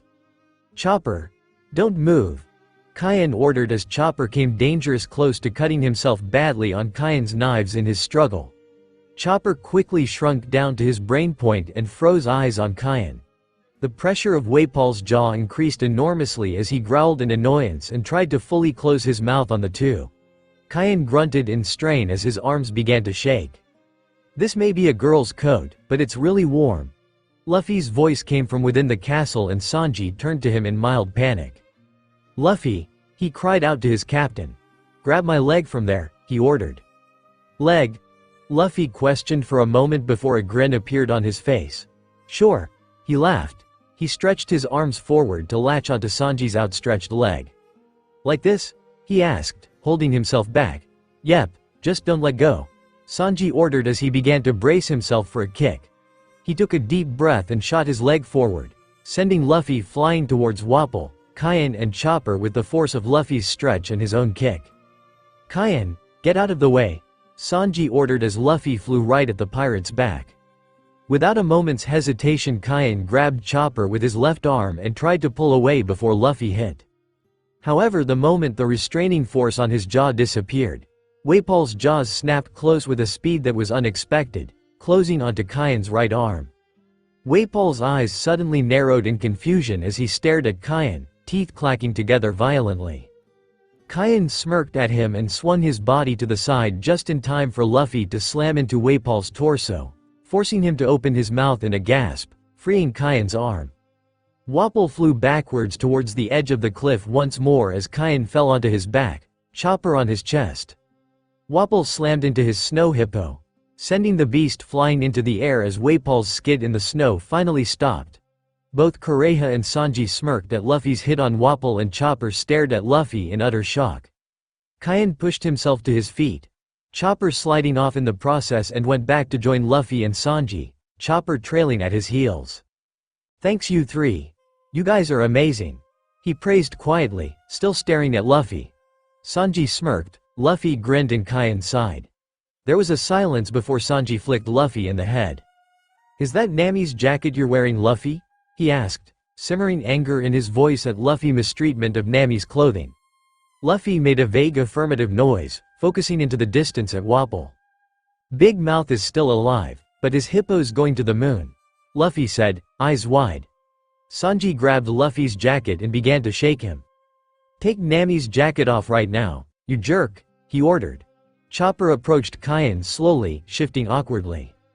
How's your arm? He asked quietly, aware that Wapol had only been able to bite it because of Chopper. Kaian gave him a small, reassuring smile. It's fine, he said. Chopper looked at him doubtfully. It just got bitten by Wapol, there's no way, he said, pulling Kaian's arm towards him. His eyes narrowed in confusion when he saw that, as Kaian had said, it was fine. What? How? He asked, staring up at Kaian. Kaian shrugged. I've always had thick skin, he said. Chopper stared at him, dumbfounded. That's not what that means, he said quietly, walking away and shaking his head. What? Kaian asked, tilting his head. He turned back to the other two as they stared at Wapol. Oh, Luffy said. He stood up. Yeah, but how? You hit him pretty hard, Sanji pointed out. I guess he's tough? Luffy asked, unsure. Kureha watched Wapol, face grimacing as he began to transform. You see straw hats? Whatever I eat becomes part of my body? Wapol shouted at them as a chimney erupted from his head.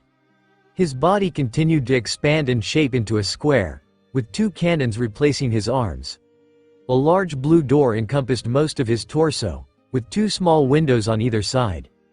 The Straw Hats and Chopper stared at him with mixed expressions of shock and disgust. A house? Sanji asked, feeling slightly sick. Awesome, Luffy managed, face twisted.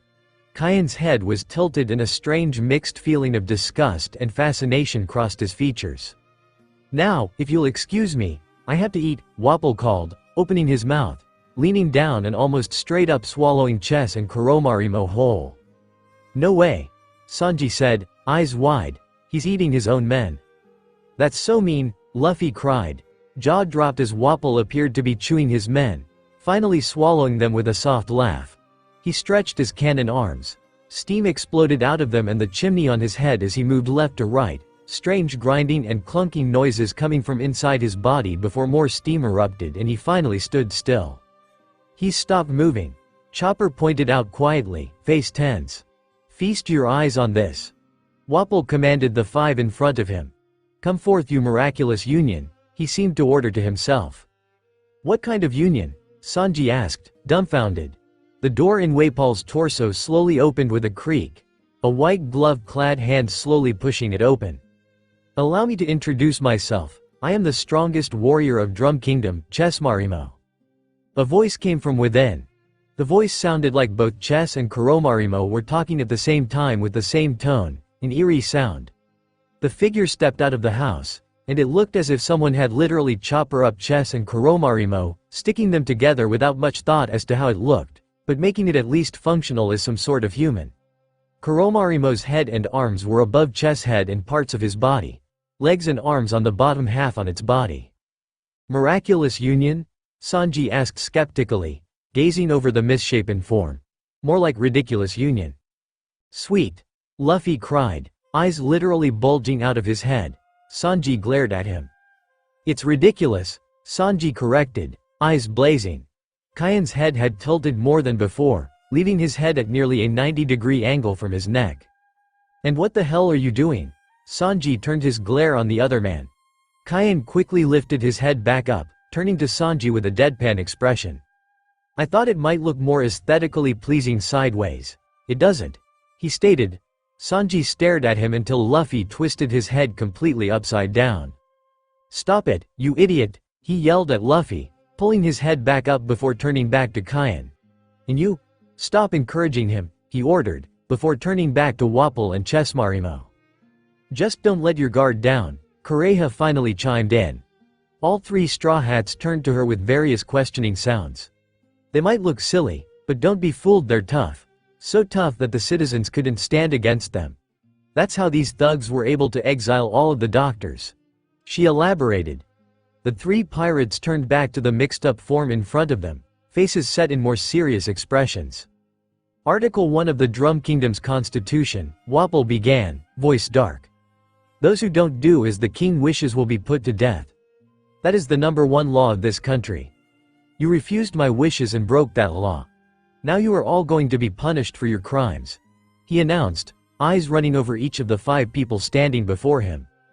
First, however, I'm going to do something about that quack's flag being on top of my regal castle. It's time I took that thing down, he cried, raising one of his cannon arms and firing at the flag. Chopper turned towards the flag in panic, watching horrified as the cannonball flew towards Hiruluke's flag. The cannonball exploded as it hit the flagpole, erupting into a cloud of smoke and fire.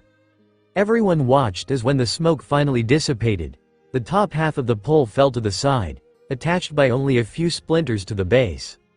A pirate flag. Luffy murmured quietly, staring up at it in surprise. Hey reindeer, he called to Chopper. That flag, he trailed off. His face darkened slightly in HTH Kaien. A matching expression on the older man's face.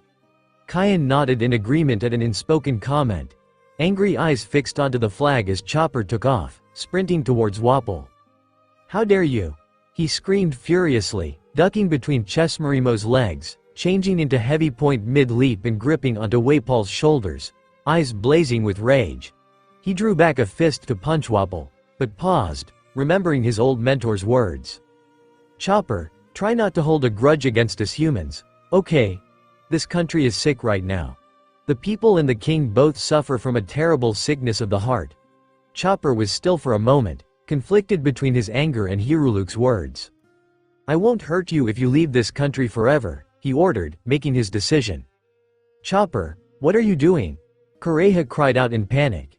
Even if he does promise that, you can't trust a word that despot says. But Chopper appealed, turning towards Kureha. Doctor said, he trailed off. Behind him, Wapol's face fell into a dark grin. In Chopper's moment of distraction, he quickly lifted his cannon and fired it directly into Chopper's body, sending the reindeer flying backwards. Chopper! Kureha screamed in terror. High above them, Luffy stood next to the flag, firmly tying the ripped-off arm of Nami's jacket around the two halves of the flag pole, holding it up towards the sky once more. Hey, Big Mouth! Luffy yelled down once he had given the knot a firm tug. Wapol glanced up towards him, a confused noise coming from him. Straw Hat! He yelled in anger as he saw the reattached flag and Luffy standing beside it. Chopper glanced up with surprise from where he had fallen in the snow, bloodied and bruised. You guys weren't real pirates. You were just fake ones, weren't you? Luffy asked, voice heated. That's why you don't know what flying a pirate flag means. You were just a bunch up fakes that didn't risk your lives. What a pirate flag means, Straw Hat? Wapol asked derisively, laughing. Don't make me laugh, flags have no meaning. If you think that, Luffy interrupted him before he could say anything else. Then you're dumber than you look. Pirate flags stand for something, big mouth. They're not raised as some kind of joke, he yelled. Moron. Wapol replied scornfully. The only joke here is that I let you live this long. Since you dared to put that flag back after I knocked it down, it's time that I delivered the punchline, he growled out, raising his cannon towards Luffy and the flag, firing another cannonball almost immediately. Chopper scrambled to his feet hastily. Hey you, he called to Luffy frantically, look out. Do your worst. Luffy laughed. You can't break this flag, he stated forcefully just as the cannonball smashed into the top of the castle, bursting into smoke, flames and shrapnel. Luffy, Sanji cried. Was he hit? Kureha asked, worried. He was blown to pieces. Wapol answered Kureha, a wide grin on his face, beginning to laugh. This laughter trailed off as the smoke cleared, revealing a charred Luffy standing by the flag, holding it above the new hole in the top of the roof. I told you, he said in a low voice. You can't break it. I have no idea who this pirate flag originally belonged to, but it doesn't matter. A pirate flag is someone's pledge to risk their life. It's not something to laugh at. It stands for something that you jackass will never understand in a million years, he shouted, face furious. It won't break ever, because the skull on it is a symbol of faith. Do your worst. Luffy laughed. You can't break this flag, he stated forcefully just as the cannonball smashed into the top of the castle, bursting into smoke, flames and shrapnel. Luffy, Sanji cried. Was he hit? Kureha asked, worried. He was blown to pieces. Wapol answered Kureha, a wide grin on his face, beginning to laugh. This laughter trailed off as the smoke cleared, revealing a charred Luffy standing by the flag, holding it above the new hole in the top of the roof. I told you, he said in a low voice. You can't break it. I have no idea who this pirate flag originally belonged to, but it doesn't matter. A pirate flag is someone's pledge to risk their life. It's not something to laugh at. It stands for something that you jackass will never understand in a million years, he shouted, face furious. It won't break ever, because the skull on it is a symbol of faith. Hey reindeer. Luffy called down, face lit up with a grin even as he held the shattered remains of the flagpole. I'm going to kick these guys' butts for showing your friend's flag disrespect. You in? He asked. Chopper stared up at him, eyes wide. Me? He asked in a quiet voice. You idiot. Wapol cut in, face scrunched in fury. You just don't get it, do you? Alright then, since you feel so strongly about that flag, I'll destroy you along with it, he shouted, aiming his right cannon at Luffy and the flag. Sanji broke into a run towards Wapol, frowning slightly. I don't think so, Tubby, he said, sprinting up towards Wapol. About halfway across the distance separating them, a loud, painful crack echoed through the air and Sanji froze, body convulsing slightly as he began to fall to the ground, his face screwed with pain. Kureha frowned, eyes tight with worry. Looks like your backbone gave out. Your condition will continue to worsen if you keep moving, she pointed out as Sanji landed in the snow. She broke into a run towards him, voice darkening slightly in anger. So stop moving. Doctor's orders, she shouted, driving her foot into his back with a huge amount of force. Sanji slid through the snow with the force, back sounding another horrific crack as Kureha jumped away from Sanji's prone body. Wapol broke out into laughter, grinning at the discord.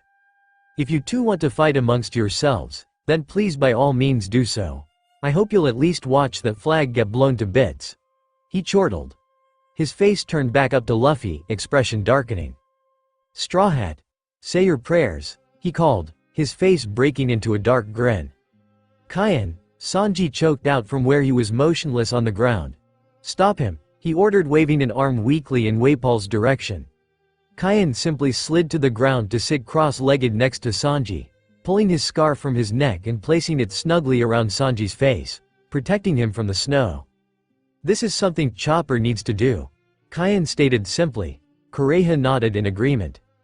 Your friend's right, Blondie, she acquiesced, watching Chopper run towards Wapol, crying out in anger.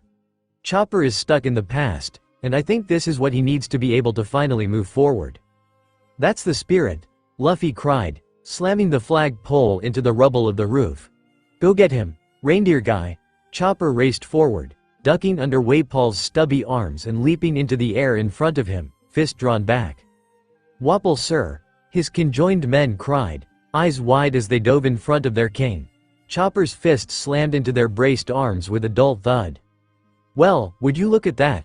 Kureha giggled, glancing at Kyan. "That furball's got more courage than a full-grown man." She grinned, a proud glint in her eyes as Chopper jumped back carefully, leaving enough space between him and his opponents to dodge any attack, and yet attack himself with an opening. Chessmarimo laughed. "You'll have to do better than that, freak, if you want to lay a single hand on Wapol, Arcane." They taunted. Chopper scowled, shrinking down to his normal size. Chessmarimo stared at him. "Wow, there really are some strange creatures in this world.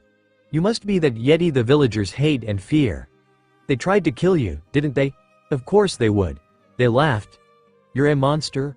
I bet you spent your whole life alone, with no friends." They pointed at him. "Nobody likes you, you're a monster, and yet you're still here trying to save this country. That has to be the stupidest thing I've ever heard," they called. "Shut up," Chopper screamed at them, shaking in anger. "Even if I don't have friends, I can still fight for something I believe in. As long as that flag flies, I will," he stated, glaring at Wapol and Chessmarimo. "Hey," Luffy called from above, dragging everyone's attention to him. "That's not true," he yelled down to Chopper, flinging his body backwards to stretch his arms in preparation. "You do have friends. I'm your friend, Reindeer," he yelled, flinging himself forward, flying from the flagpole to land right in front of Wapol and Chessmarimo, and knocking both of them aside in a shower of snow. "Oh no, Straw Hat," Chopper called, leaning forward to try and see Luffy through the floating snow.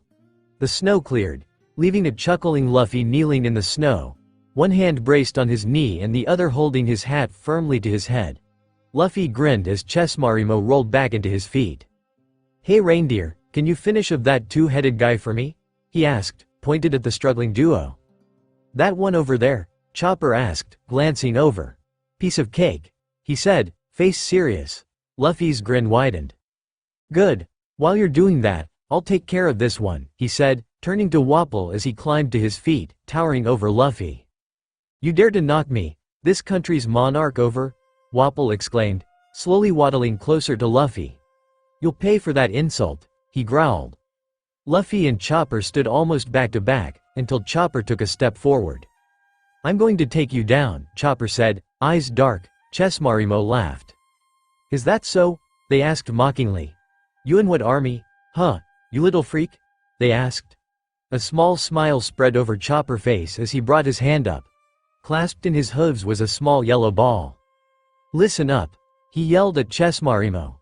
"My name is Tony Chopper, and the whole world is going to know the name the greatest doctor gave me.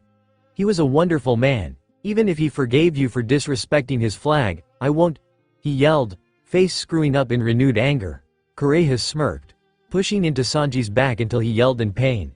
Kyan patted him on the head and Sanji groaned into Kyan's scarf. "Why is it never a beautiful woman?" he groaned. "The only one who'll show no forgiveness is me.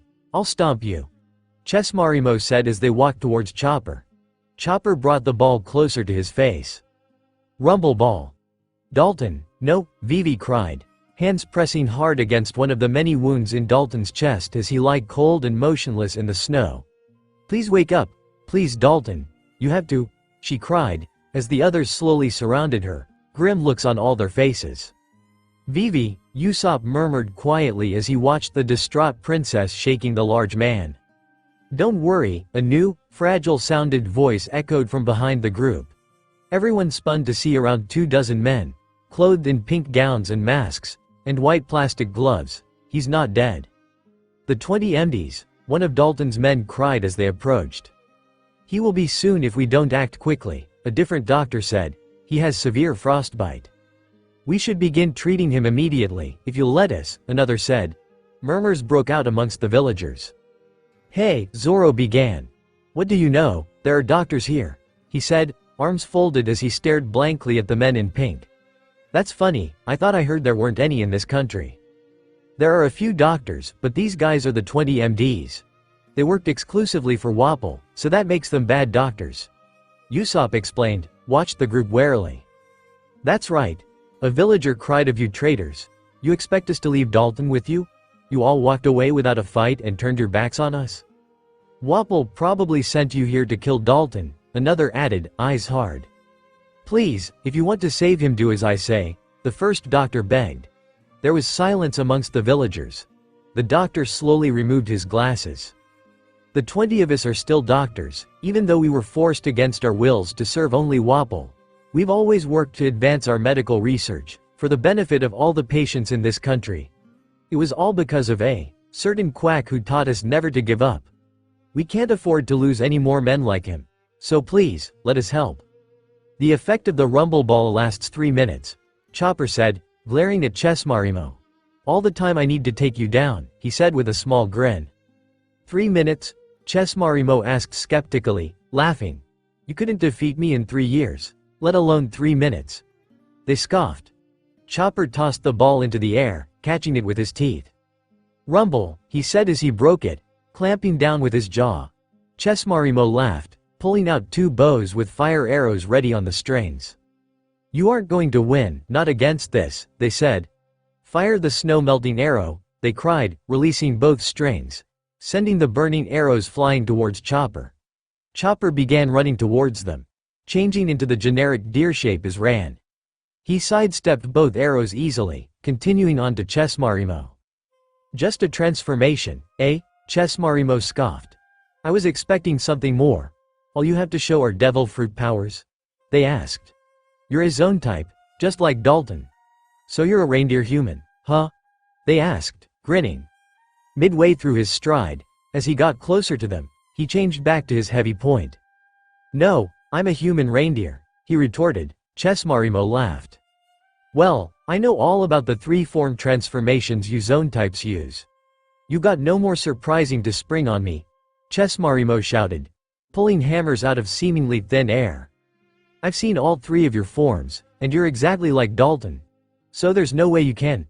They started, raising the 4 hammers in the air. Mid-stride, Chopper transformed yet again. Jumping point, he called, springing at least 20 meters into the air. As he began to fall, and Chessmarimo leapt up to meet him, he transformed yet again, into a giant ball of fluff, the impact of one of the hammers having no effect through his thick fur. What's going on? Chessmarimo exclaimed, eyes wide as Chopper bounced backwards. How is this possible? You zone types only have 3 forms. What the heck are you? They asked. Chopper grinned. The rumble ball is a special pill that enhances the power of the devil fruit's transformations. Over 5 long years of research, I discovered 4 additional transformation points. Do the rest of the math yourself, you jerk. He growled. Chessmarimo stared at him with barely concealed terror, eyes widened in absolute shock. He had a 7-form transformation. They cried. That's impossible, I don't believe it. They retorted. Luffy's eyes lit up and a massive grin crossed his face from where he stood watching. A talking reindeer who can transform into 7 forms. He fell to his knees, crying. Kureha glanced over at him from where she was comfortably seated on Sanji's back. Your friend, what's the matter with him? She asked, watching Kaien as he slowly climbed to his feet. There's only so much happiness about a transforming reindeer a guy can take, Sanji replied, staring at his hopeless captain. Wapol slowly walked up behind Luffy, his face dark in anger. You bastard, did you forget about me? Wapol asked, aiming both his cannons at Luffy's head. Kaien, Kureha and Sanji sighed as all Luffy did was continue laughing.